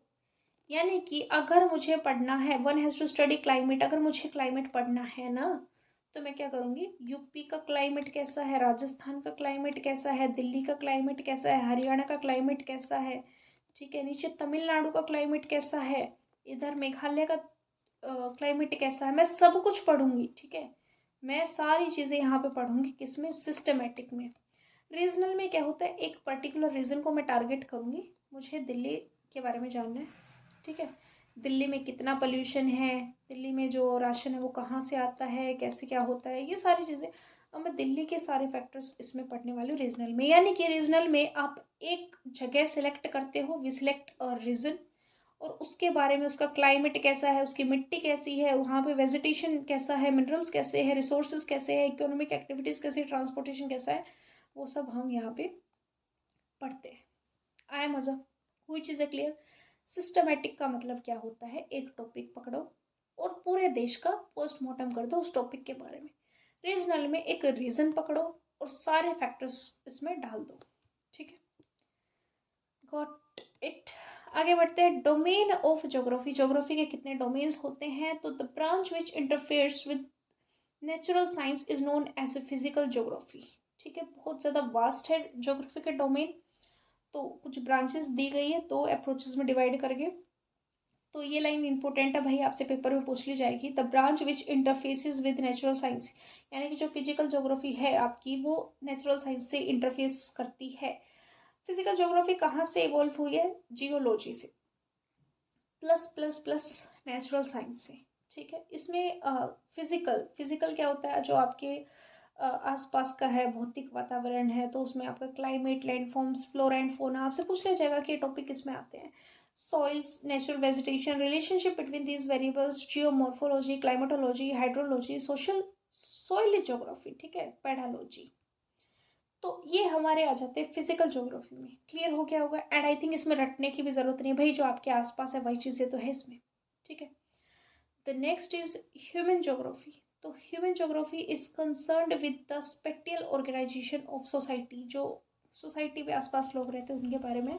तो इसमें हो जाएंगे social cultural geography, population and settlement, economic geography, historical and political. यहाँ से क्वेश्चन एज सच कुछ बनने वाला नहीं है खास। तो अब कंसंट्रेट करते हैं बायो जियोग्राफी पे। तो जो फिजिकल ज्योग्राफी है और जो ह्यूमन ज्योग्राफी है, उनके बीच में जो इंटरफेस होता है that is called bio geography. इनके नाम भी देख लो कैसे है, प्लांट बायो, बायो यानी कि जो जैविक वातावरण है आपका, प्लांट, एनिमल्स, ये सब चीज़ें। तो प्लांट ज्योग्राफी, जू geography, ecology, ecosystem, environmental geography. Got it. फिर आगे बढ़ते हैं रीजनल ज्योग्राफी पे। तो ये तो याद रखना बहुत ही ज़्यादा आसान है यार। रीजनल ज्योग्राफी में regional studies, regional planning, regional development, regional analyse, सबके आगे रीजनल लगा हुआ है, तो ऑप्शन से आराम से सिलेक्ट कर दोगे। अब ये कहता है कि जो इतनी ब्रांचेज हमने पढ़ी, इनमें 2 चीज़ें कॉमन थी। कौन कौन सी कॉमन थी, आपसे ये पेपर में पूछ लिया जाएगा। तो फिलोसफी और मेथड एंड टेक्निक्स इसमें कॉमन था। फिलोसफी में आपका ज्योग्राफिक थॉट और लैंड एंड ह्यूमन इंटरेक्शन आता है। मेथड और टेक्निक में आपकी cartography, quantitative technique, field survey method और जीआईएस, जीपीएस, ये इंक्लूड होते हैं। Got it. तो ये हमने डोमेन भी यहाँ पे सीख लिए। Teaching of geography at upper primary level पे ज्योग्राफी आप कैसे पढ़ाते हो? तो ये चीज़ आपको बेसिक सी बात पता है कि फर्स्ट एंड सेकंड में ज्योग्राफी होती नहीं थी, ईवीएस में आप सब मैनेज कर लेते थे लैंग्वेज के थ्रू। ठीक है, रैशनल एंड ऑब्जेक्टिव जो ज्योग्राफी है इंट्रोड्यूस हुई है to enhance the understanding of interdependence of various regions and country. सच कुछ याद रखने वाली बात नहीं है, ज्योग्राफी के बारे में आपको इतना ही जानना था। ठीक है, अब हम आगे बढ़ते हैं। देखो ये थोड़ी सी टर्म है, ये आपको पता होनी चाहिए। जीआईएस क्या होता है, इसकी फुल फॉर्म पूछ ली जाती है आपसे पेपर में। ज्योग्राफिक इंफॉर्मेशन सिस्टम और ग्लोबल पोजिशनिंग सिस्टम, जीपीएस, इन दोनों की फुल फॉर्म्स आपको पता होनी चाहिए। और कार्टोग्राफी मैप मेकिंग को बोलते हैं। ये सब बेसिक सी बातें हैं, और इसी के साथ आपकी ख़त्म होती है unit number 5, sorry unit number 4 ख़त्म होती है। अब तक हमने यह क्या पढ़ लिया देख लो। हमने पढ़ा सोशल साइंस क्या होता है, सोशल स्टडीज़ क्या होता है, इनमें सिमिलैरिटीज़ क्या है, इनमें डिफरेंस क्या है, इनके एम्स क्या है और इनके ऑब्जेक्टिव्स क्या है, इनका नेचर कैसा है, ठीक है, ये कैसे रिलेट करती है, और कुछ एंशेंट थिंकर्स के बारे में हमने जाना। फिर हमने हिस्ट्री को बहुत अच्छे से कवर किया। उसके बाद हमने ज्योग्राफी को बहुत अच्छे से समझ लिया कि ज्योग्राफी में कितने सारे डोमेन्स थे, कितने सारी ब्रांचेस थी, कैसे कैसे होती है ह्यूमन ज्योग्राफी क्या होती है, फिजिकल ज्योग्राफी क्या होती है, सारी चीज़ें आपसे डायरेक्ट क्वेश्चन पूछे जाएंगे यहाँ से। तो अब बढ़ते हैं आगे यूनिट नंबर 5 पे, सोशल एंड पॉलिटिकल लाइफ। ठीक है, social and political life as integrated subject. तो इसमें आपको पॉलिटिकल साइंस के बारे में पढ़ना है बेसिकली। यहाँ कुछ खास नहीं है, ये वही बात है यार जो मैंने आपको शुरू से बता रखी है कि भाई जो अपर प्राइमरी स्टेज होती है उसमें जो पॉलिटिकल साइंस है उसका नाम क्या है, सोशल एंड पॉलिटिकल लाइफ है, ये आपको पता हुआ है ना। बाद में वो पहले वो सिविक्स थी, सोशल एंड पॉलिटिकल लाइफ, और फिर बाद में वो पॉलिटिकल साइंस हो जाती है। तो ये इसका ना थोड़ा सा चलता आया है शुरू से डिबेट टाइप कि कोई इसको पॉलिटिकल साइंस बोल देता है, कोई सोशल एंड पॉलिटिकल लाइफ बोल देता है। ये सब चीज़ें हिस्ट्री टाइम से रिलेटेड है, ज्योग्राफी स्पेस से रिलेटेड है, तो आप बात कर लेते हैं पॉलिटिकल साइंस किससे रिलेटेड है। तो ये इंटीग्रेटेड सब्जेक्ट है, इकोनॉमिक्स सोशोलॉजी भी इसी में इन्फुल पता रखी इन्होंने। ठीक है, तो एसपीएल के बारे में आपको ये जानना है कि जो सिविक्स है ये वर्ड किसने यूज़ किया था। सिविक्स वर्ड आपका एनसीएफ 2005 में यूज़ हुआ था। ठीक है, सिविक्स वर्ड कहाँ यूज़ हुआ था, 2005 में यूज़ हुआ था। ये फिर जो लाइन दे रखी है ना डिसलॉयल्टी, आप इसमें से कुछ भी एक वर्ड पकड़ लो एंड उससे आपको ये याद रह जानी चाहिए, बस इतना ध्यान रहे। एसपीएल जो है वो हमारे रियल लाइफ सिचुएशन पे बेस्ड है, ऑब्वियसली सोशल स्टडीज़ का पार्ट है, रियल लाइफ सिचुएशन पे ही बेस्ड होते हैं, जिस में हम बात कर चुके पहले ही। ओके, अब ईश्वर भाई पटेल कमेटी और जो नेशनल फोकस ग्रुप है टीचिंग, उन्होंने कुछ कुछ चीज़ें इसमें बताई है कि सिविक्स क्यों कहा है इन्होंने और इन्होंने एसपीएल क्यों कहा है, वो सारी चीज़ें इसमें बात की गई है। ठीक है, approaches adopted by social scientist in political science, इनमें कौन कौन सी अप्रोचेज है अब ये जान लेते हैं फटाफट से। तो देखो अप्रोचेज दो तरीके की है, यहाँ से क्वेश्चन बनेगा तो ध्यान से समझना इस चीज़ को। Traditional approach and modern approach. Traditional approach क्या होते हैं, define political science as the study of state, और यानी कि बस तुम्हें राज्य के बारे में पढ़ना है, सरकार के बारे में पढ़ना है, तो ये ट्रेडिशनल अप्रोच है। बट आज के बारे में आप आज पावर के बारे में पढ़ोगे, डिसीजन कैसे लिया जाता है इसके बारे में पढ़ोगे, तो ये कैसी है, ये एक मॉडर्न अप्रोच है। क्लियर हुआ, आगे बढ़े। आगे देखो, इसमें concentrate on formal apparatus of politics, बस आपका ध्यान वही है सरकार वगैरह पे, ये एक एक्टिविटी प्रोसेस है, ये थोड़ा सा एक्टिव है। ठीक है, आगे फिर इसमें है कि ये थोड़ा सा थ्योरेटिकल वे में हो जाता है एंड ये प्रैक्टिकल वे में, ये फिलोसफिकल ज़्यादा है, ये एनालिटिकल ज़्यादा है, ये इसमें कुछ ऑब्जर्व नहीं करते हो आप। वैल्यू लोडेड सब्जेक्ट नहीं, ये वैल्यू फ्री सब्जेक्ट, ये वैल्यू लोडेड सब्जेक्ट है एंड ये वैल्यू फ्री सब्जेक्ट है, ऑब्जर्वेबल है, ये आपका प्रिस्क्रिप्टिव एंड नॉर्मेटिव है, ये क्वान्टिटेटिव एंड इंडक्टिव है। सो बेसिकली आपको ट्रेडिशन में थोड़ी सी कमियाँ निकालनी है। देखो एग्जैक्ट लैंग्वेज मैं यहाँ पे यही यूज़ करूँगी ताकि आपका क्वेश्चन सही हो, और जो मॉडर्न अप्रोच है वो थोड़ी सी फ्लेक्सिबल बताई गई है। ठीक है, फिर इसमें आती है आपकी दो तो ट्रेडिशनल अप्रोच है एंड दो आपकी कैसी है, मॉडर्न अप्रोच है। ट्रेडिशन और मॉडर्न अप्रोच के बारे में हमने जान लिया कैसे कैसे होती है। तो भाई ट्रेडिशन के दो पार्ट कौन से, philosophical and legal institution approach. तो फिलोसफिकल अप्रोच क्या होती है, यानी कि concerned only with priori deductions. Priori deductions क्या होते हैं, प्रायरी का मतलब होता है यार कि जैसे डिडक्टिव रीजनिंग होती है ना, इंडक्टिव तो आजकल चल रही है, ये ट्रेडिशनल है। यानी कि आप रूल टू एग्जाम्पल जब जाते थे कि पहले हम रूल सीखेंगे उसके बाद हम एग्जाम्पल ले आएंगे, यही आपकी फिलोसफिकल अप्रोच कहती है। ठीक है, लीगल इंस्टीट्यूशनल अप्रोच ये कहती है, यानी कि जो आपकी लीगल इंस्टीट्यूशन है कौन कौन से हैं, सरकार हो गई, ठीक है, और कॉन्स्टिट्यूशन हो गया, स्टेट हो गया, इनके बारे में पढ़ लो, बस यही बोलते हैं फॉर्मल इंस्टीट्यूशन। जहाँ पे फॉर्मल इंस्टीट्यूशन वर्ड दिख जाए वो क्या हो जाएगा, लीगल इंस्टीट्यूशन। ठीक है, फिर आती है हमारी मॉडर्न, जिसमें आता है बिहेवियर अप्रोच। बिहेवियर अप्रोच आपको पता ही है, बिहेवियरिज्म कॉन्सेंट्रेट करता है एक इंडिविजुअल के बिहेवियर पे, relatively small groups as a basic unit of analyse, उनको एनालाइज करना। रॉबर्ट ढाल ने क्लैरिफाई किया था यहाँ पे, जो बिहेवियरलिज्म है as a moment in political science which insist on analysing only the observable behaviour, ये वर्ड आपको देखने को मिल जाएगा बिहेवियरलिज्म में, ठीक है। एक होती है आपकी साइकोलॉजिकल, ये जो ग्राहम वॉल्स थे उन्होंने human nature in politics book में भी ये चीज़ मेंशन की है कि जो साइकोलॉजिकल फोर्स है, जैसे men's political actions are not totally guided by reasons, rather they are guided to many extents by psychological factors हो जाते हैं, जैसे कि आपकी पर्सनैलिटी, एटीट्यूड, मोटिवेशन, ये सब फैक्टर्स भी आपकी लर्निंग को अफेक्ट करते हैं। Got it. अब बात करते हैं इसमें कौन कौन से मेथड्स हैं जो क्या करते हैं। इकोनॉमिक्स, अच्छा इकोनॉमिक्स पे आ गए हैं हम लोग। चलिए इकोनॉमिक के बारे में ये चीज़ ध्यान रखना कि जो फादर ऑफ इकोनॉमिक्स है वो एडम स्मिथ को बोला जाता है।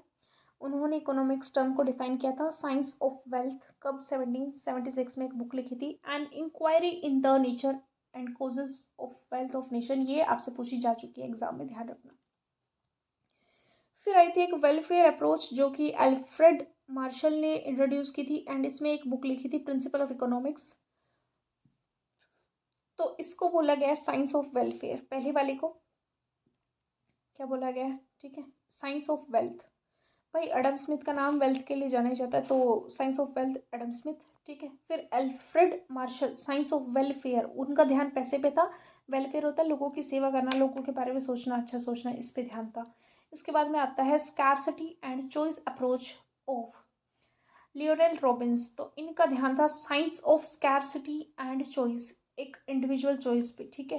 ह्यूमन क्या चाहता है, ह्यूमन वांट्स आर अनलिमिटेड, बहुत ज़्यादा चाहता है, ठीक है, तो रिसोर्स तो लिमिटेड है ना, लेकिन तो रिसोर्स के पास अल्टरनेटिव यूज़ होना चाहिए, यानी कि रिसोर्स है various alternative use, whether goods and service, ये सारी बेसिक बेसिक सी बातें हैं।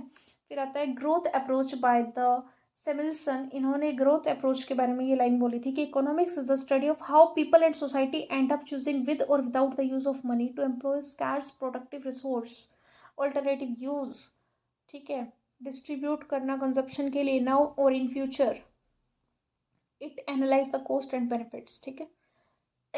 ग्रोथ अप्रोच में आप एक वर्ड पकड़ लो कि आपको स्कार्स प्रोडक्टिव अगर कहीं दिख जाए तो वो क्या हो जाएगी, ग्रोथ अप्रोच हो जाएगी। पेपर में इससे ज़्यादा नहीं पूछा जाएगा, ठीक है। ओके, अब आ जाओ कि सोशोलॉजी जो होता है, सोशोलॉजी क्या होता है, sociology is the study of society, समाज का अध्ययन, जिसमें आप societal norms, regulations, okay, processes, values, structures, functions, इन सब को पढ़ते हो। इसकी भी कुछ अप्रोचेज है। सबसे पहले हम इसकी हिस्टोरिकल अप्रोच देखते हैं। तो जो फाउंडिंग फादर्स थे सोशोलॉजी के वो थे August Comte, Herbert Spencer and Karl Marx, ये तीनों नाम आपको याद होने चाहिए, AHK, ठीक है, AHK, ठीक है, AHK याद हो गया। Auguste Comte, Herbert Spencer, Karl Marx, ये थे फाउंडिंग फादर्स ऑफ सोशियोलॉजी। फिर उन्होंने क्या बात कही कि जो हिस्टोरिकल मेथड है, हिस्टोरिकल मेथड का मतलब होता है जो स्टडी ऑफ इवेंट्स आप इसमें पढ़ते हो, प्रोसेस और इंटीशंस है पास्ट सोसाइटीज के for the purpose of finding the origin, ठीक है। इन्होंने ये लाइन कही थी, इसमें से आप कुछ भी एक वर्ड पकड़ लो यार, जैसे कि मैंने यहाँ पे लिखा हुआ है पास्ट सोसाइटीज, हिस्टोरिकल अप्रोच है, ऑब्वियसली पास्ट से कनेक्टेड होगी, पास्ट के बारे में बात आ जाएगी तो किसने कही थी ये, ठीक है। इन लोगों ने ये स्ट्रांगली सपोर्ट किया था इस मेथड पे, ध्यान रहेगा। कंपैरेटिव अप्रोच, कंपैरेटिव अप्रोच में क्या होता है, it's a principle on social phenomena to eliminate the factors which are not essential, जो असेंशियल नहीं है उन फैक्टर्स को एलिमिनेट करो और उन फैक्टर्स को ऐड करो जो असेंशियल, यानी कि कंपैरिजन करके देखो क्या असेंशियल है क्या नहीं है। तो इसमें बस ये लाइन याद रखना कि जो डरकाइम है, मैक्स वेबर है और बहुत सारे सोशलिस्ट है जो इस अप्रोच को यूज कर रहे हैं, Durkheim and Max Weber, okay. फिर आती है आपकी functionalist approach. Functionalist approach to study society refers to the study of society social phenomena from point to the function of the society, got it। इसमें as such कुछ नहीं है इतना। फिर आते हैं आपके स्टैटिस्टिकल अप्रोच। स्टैटिस्टिकल में आप ना क्वांटिटेटिव डाटा को पढ़ते हो relating to the birth and death, divorce, crime, migration, economic condition, public opinion, ये सारी बातें यहाँ पे होती है, ठीक है। आगे बढ़ते हैं, आपकी आती है अब यूनिट नंबर 6। यूनिट नंबर 6 क्या है? Understanding the nature of learner and the local context. तो इसके बारे में हम जानते हैं। सबसे पहले रिलीजियस डाइवर्सिटी। तो रिलीजियस डाइवर्सिटी क्या होती है भाई? ये मतलब इसमें ना कुछ नहीं है, आपको पता है यार, Hindu, Muslim, Christian, Sikh, Buddhist, Jainism, other religions not stated, ये सारे आपके डिवीजन होते हैं। बहुत सारी डाइवर्सिटी हमारे देश में है। तो इन्होंने एक छोटा सा डाटा दिया है, जैसे देखो हिंदू 1961 में 83.5% थे, फिर क्या हुआ, हिंदू की पॉपुलेशन कैसे हो रही है 92.7, फिर 82.7, फिर 82.6, फिर 82.4, अब कितने नहीं, ये तो 2001 तक ही है 80.5। तो कहने का मतलब हमें ये देखने को मिला कि हिंदू की संख्या जो है डिक्लाइन होती आ रही है, और मुस्लिम देखो, मुस्लिम बढ़ते आ रहे हैं 10.7, 11.21, 11.4, 11.7, 13.4 बढ़ रही है। और इधर देखो 2.4, 2.4, 2.4, 2.3, तो ये तो सेम ही है, ठीक है, ये भी सेम है। और सारे आप देखोगे कि स्टैटिक है, जितने थे वैसे ही चल रहे, थोड़ा बहुत ऊपर नीचे ऊपर नीचे ऊपर नीचे। लेकिन हिंदू मुस्लिम में ये आपको चेंज देखने को मिला है कि हिंदू की संख्या घटी है टाइम के साथ में, और मुस्लिम की संख्या क्या हुई है, बढ़ी है। इसके बाद में आता है लिंग्विस्टिक डाइवर्सिटी। ये आपको थोड़ा सा डाटा याद रखना पड़ेगा कि 325 लैंग्वेजेस है और 25 स्क्रिप्ट है। 325 लैंग्वेजेस है, 25 स्क्रिप्ट है। और यहाँ पे जो फैमिलीज होती है लिंग्विस्टिक फैमिलीज, वो कौन कौन से हैं? Indo Aryan, Tibeto Burman, Dravidian, Austroasiatic, ठीक है, ये सारे आपको याद रखने। And 65% of the communities are bilingual. इसमें से 65% जो कम्युनिटीज है वो कैसी है? वो बाइलिंगुअल है। और जो ट्राइबल है, ट्राइबल कम्युनिटीज आर मल्टीलिंगुअल, ध्यान रहेगा। How learners understand social science issues. Learners कैसे सोशल साइंस के इश्यूज को समझते हैं? So discuss on 4 widely recognized principles. तो learning environment that required students to be active learners, collab करना, collaborative with other students, to participate in meaningful activities, to relate new information to prior knowledge. Active involvement की बात करें तो भाई ये learning by doing पे focus करता है। सभी में वही रिपीटेशन हो रही है, पूरी सीडीपी, पूरी टीचिंग मेथडोलॉजी भरी पड़ी है एक्टिव पार्टिसिपेशन से। सोशल पार्टिसिपेशन होना चाहिए, यानी कि हम पूरी सोसाइटी का एक पार्टिसिपेशन होना चाहिए लर्निंग में। ये एक सोशल प्रोसेस है क्योंकि, ठीक है। फिर इसमें आपको जो ध्यान रखना है, मीनिंगफुल एक्टिविटीज़ होनी चाहिए। पहली चीज़ तो यही है कि भाई सबका पार्टिसिपेशन हो, बच्चा खुद एक्टिव रहे, एंड देन मीनिंगफुल एक्टिविटीज़ कराओ। या ये नहीं कि कुछ भी बकवास कराया जा रहा हो, रियल लाइफ से जो करेक्ट करें, उन्हें कल्चरली जो रेलेवेंट हो वो चीज़ें हम बच्चों को यहाँ पे कराए। उसके बाद में आता है relating new information to prior knowledge. जब भी आप न्यू नॉलेज कंस्ट्रक्ट करते हो तो वो कैसे होती है, आपको कुछ ना कुछ पहले पता होगा, उसी बेस पे तो करते हो ना। तो new knowledge is constructed on the basis of the prior knowledge, ठीक है। अब आता है cognitive development and concept formation. हालांकि ये कुछ न्यू टॉपिक नहीं है कि आप कॉन्सेप्ट का फॉर्मेशन कैसे करते हो, तो इन्होंने ना पियाजे की थ्योरी चेप दी है इसमें एज इट इज़, जो मैं आपको बहुत अच्छे से करा चुकी हूँ। Sensory motor, pre operational, and फिर ये कॉन्क्रीट में बच्चा क्या क्या सीख जाता है, सीरिएशन, ट्रांजिटरी, क्लासिफिकेशन, कंजर्वेशन, इकोसेंट्रिज्म चला जाता है, फिर फॉर्मल में क्या क्या सीख जाता है। तो इसमें बेसिकली कुछ नहीं है ऐसा। अब आ जाओ अप्रोचेज ऑफ पेडागोजी पे, उसमें भी ऐसा सच कुछ नहीं, ये आपकी यूनिट 6 थी। अब हम आते हैं unit number 7, teaching learning strategies पे हम बात करेंगे, ठीक है।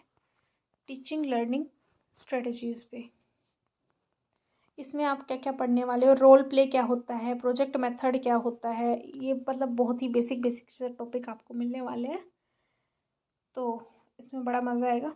चलिए करते स्टार्ट।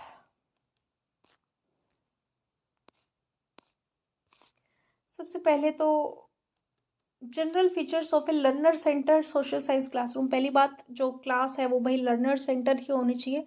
उसके फीचर्स क्या क्या होंगे कि भाई लर्नर्स जो है एक्सपीरियंस करेंगे खुद हर चीज़ का, going beyond the text book. आप टेक्स्ट बुक से आगे जा सकते हो, सिर्फ उस पर डिपेंड नहीं रहोगे।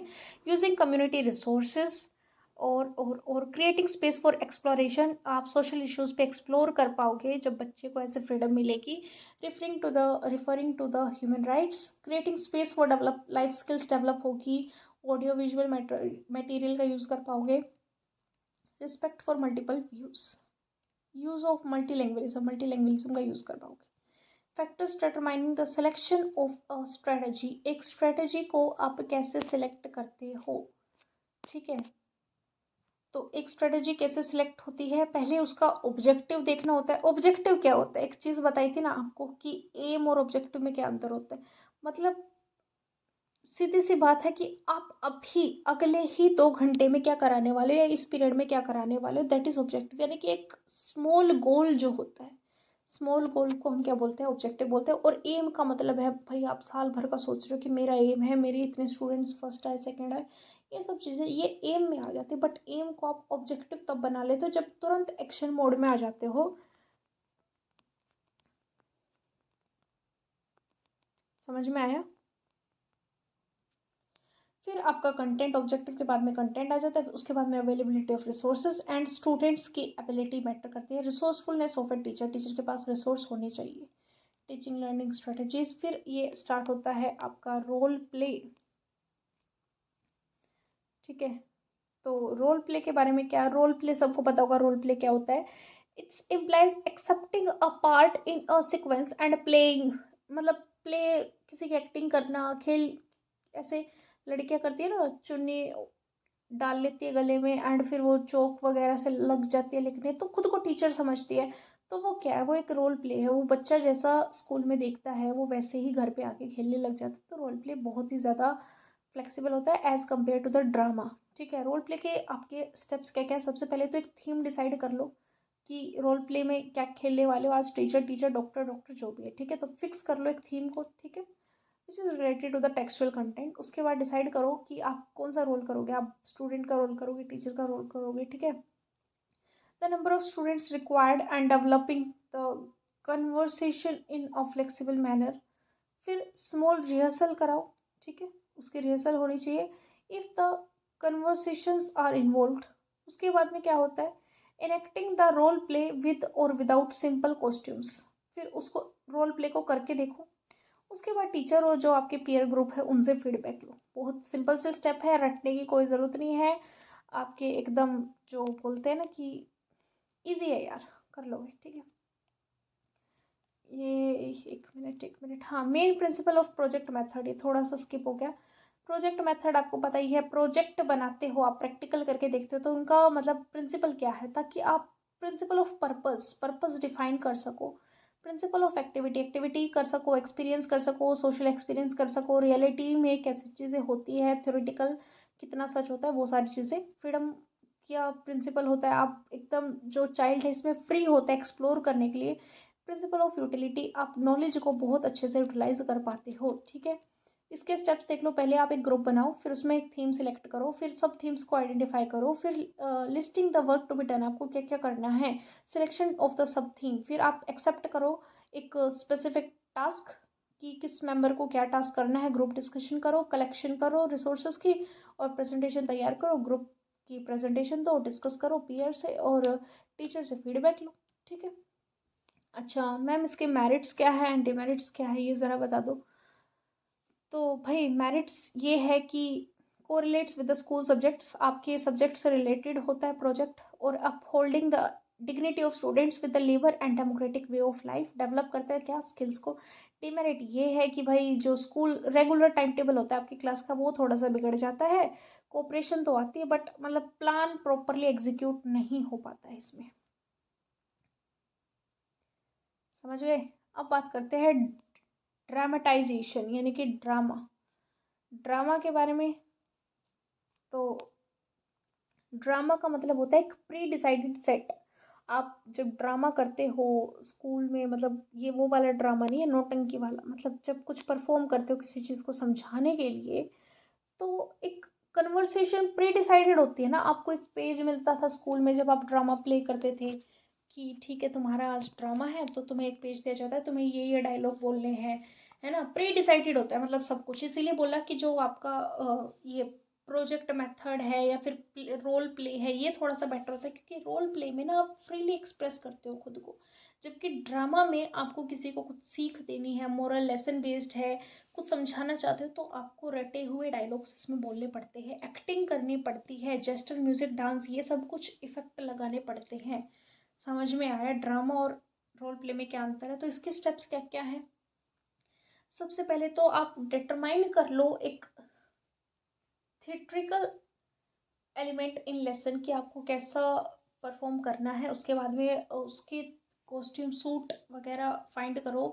Modify the plan to suit the lesson, अपने प्लान को मॉडिफाई करो उसके हिसाब से जो आपके लेसन को एकदम फुलफिल करे। डिसाइड करो कि किस रोल के लिए किस बच्चे को लेना चाहिए, ठीक है। अलॉट करो सभी रोल्स को, ठीक है।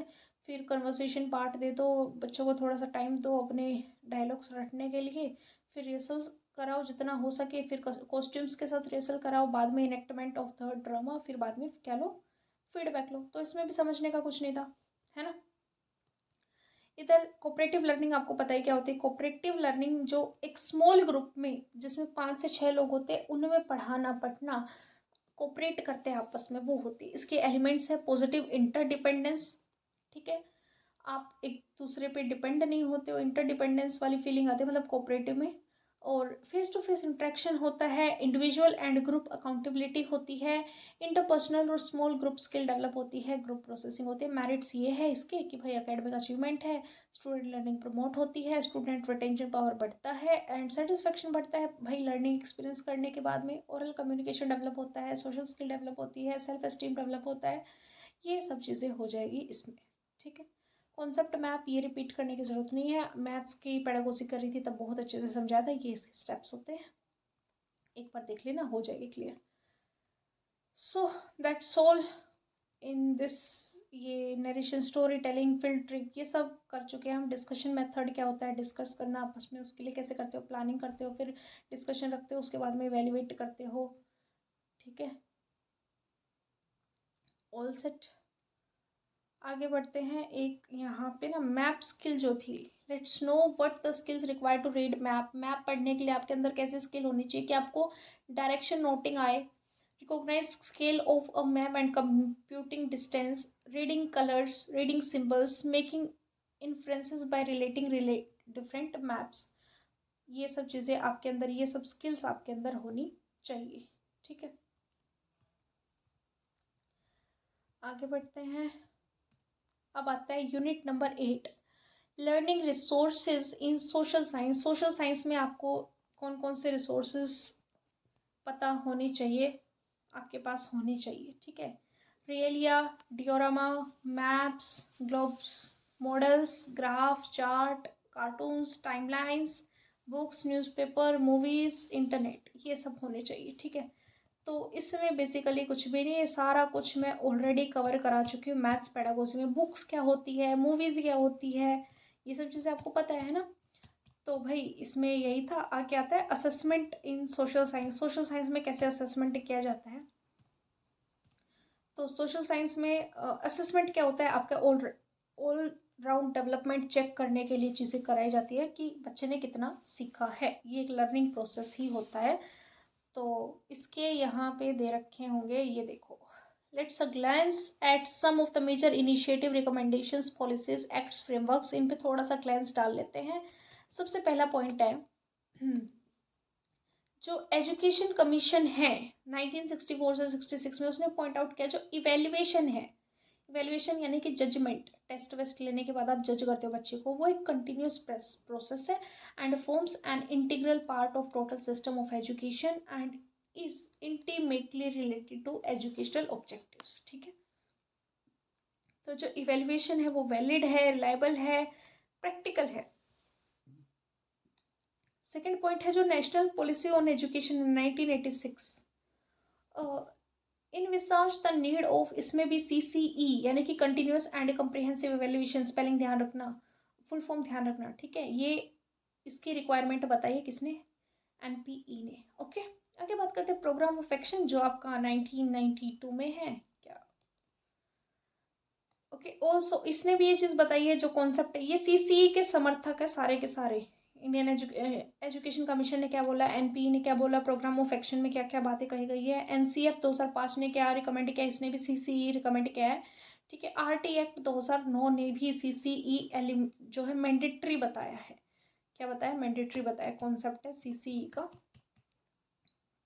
CCE मतलब क्या होता है, कंटिन्यूस, यानी कि बच्चे का इवेल्युएशन होते रहना चाहिए। ये नहीं है कि आप उसको बहुत ही रिजिड बना दो कि कभी कभी हो रहा है, इस तरीके की बातें।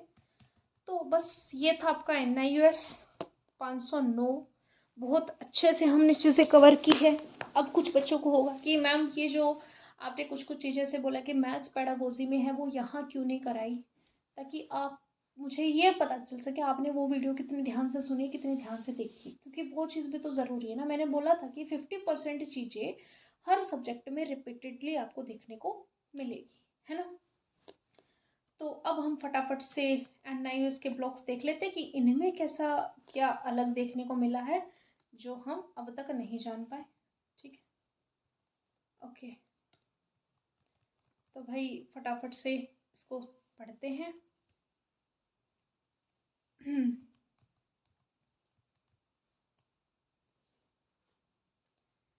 Disciplines of social science and their nature के बारे में इसमें बात की गई है। प्राइमरी कैसे क्या है ये सब चीज़ें हम पढ़ चुके। पॉलिटिकल साइंस, ज्योग्राफी, ये सब क्या होता है पता ही है।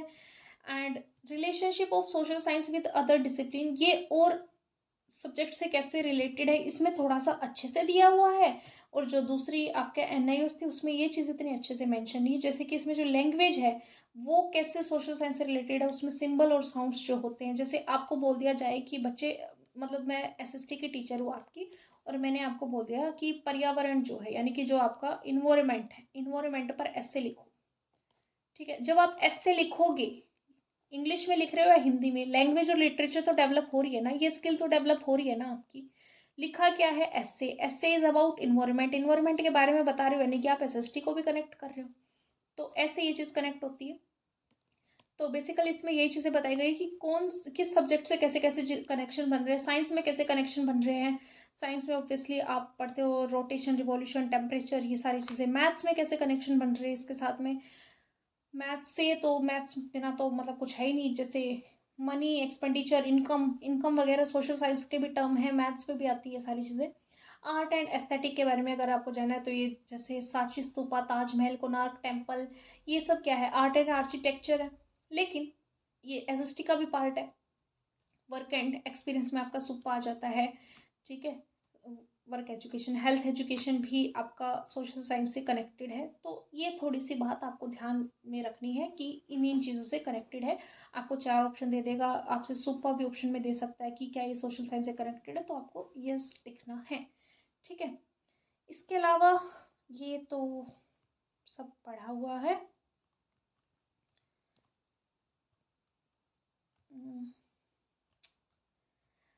इंटरडिसिप्लिनरी सब्जेक्ट है, मल्टीडिसिप्लिनरी सब्जेक्ट है। हाँ, यही तो थी कन्फ्यूजन वाली बात।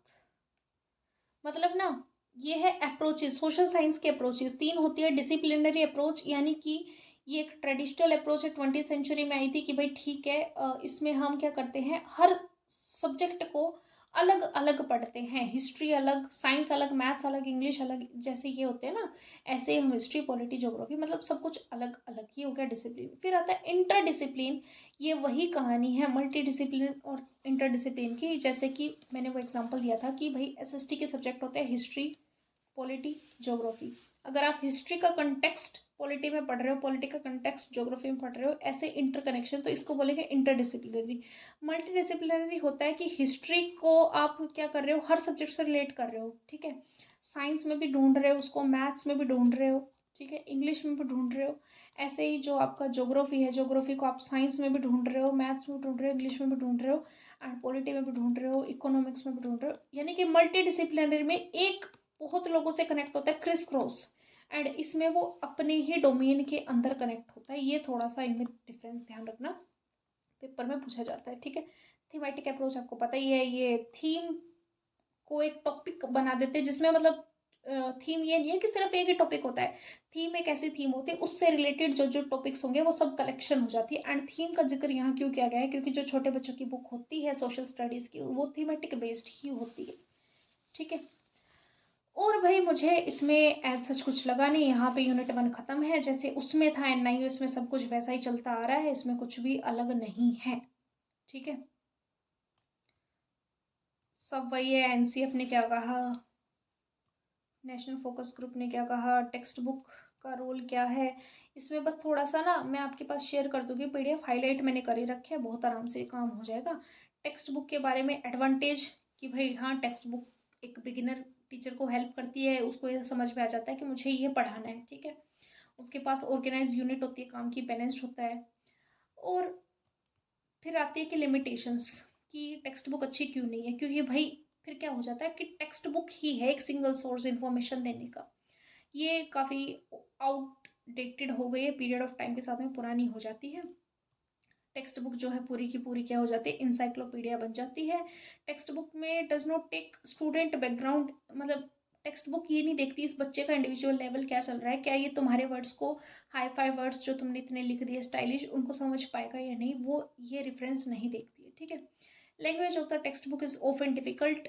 ठीक है, कभी कभी टेक्स्ट बुक की लैंग्वेज डिफिकल्ट होती है, जैसे मैं आप कंप्रीहेंड करके इसी फॉर्मेट में बता पा रही हूँ, ऐसे आप डायरेक्ट बुक से पढ़ते तो शायद बोर हो जाते हैं, पढ़ भी नहीं पाते। ठीक है, तो text book has all solutions to the question raised. इसका मतलब ये नहीं है कि ये पॉजिटिव पॉइंट है, यहाँ से क्वेश्चन बनेगा भाई। ठीक है, यहाँ से मतलब सुनने में ऐसा लग रहा है कि टेक्स्ट बुक के पास जो होता है सारा सोल्यूशन होता है आपके क्वेश्चन का। आप कोई भी क्वेश्चन पूछो उसका सारा सोल्यूशन कौन देगा, टेक्स्ट बुक देगा, टेक्स्ट बुक देगी। तो ये तो पॉजिटिव पॉइंट है मैम। नहीं नहीं, इससे बच्चे की क्यूरियोसिटी, बच्चे की क्रिएटिविटी सब खत्म हो रही है, उसकी स्किल खत्म हो रही है, उसका दिमाग खत्म हो रहा है, क्योंकि वो तो बस उसको कोई भी डाउट हुआ, कोई भी क्वेश्चन क्वेरी आई, सोल्यूशन देखा एंड खत्म।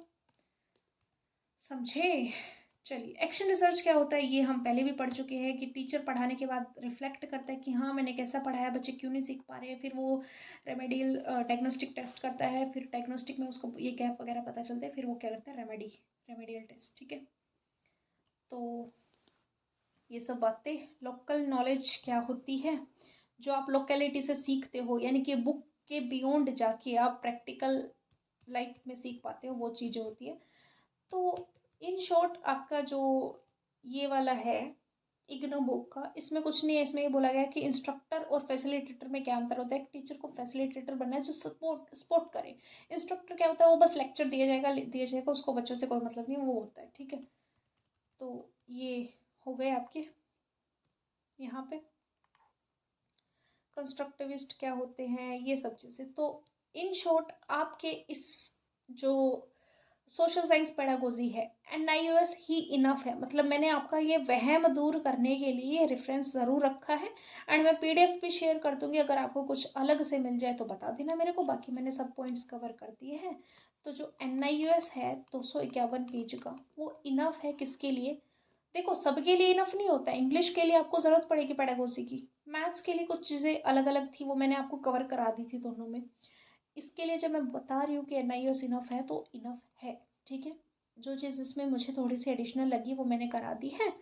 बाकी मिलते हैं नेक्स्ट वीडियो में, बता देना नेक्स्ट वीडियो आपको किस टॉपिक पे चाहिए। हरे कृष्णा एवरीवन।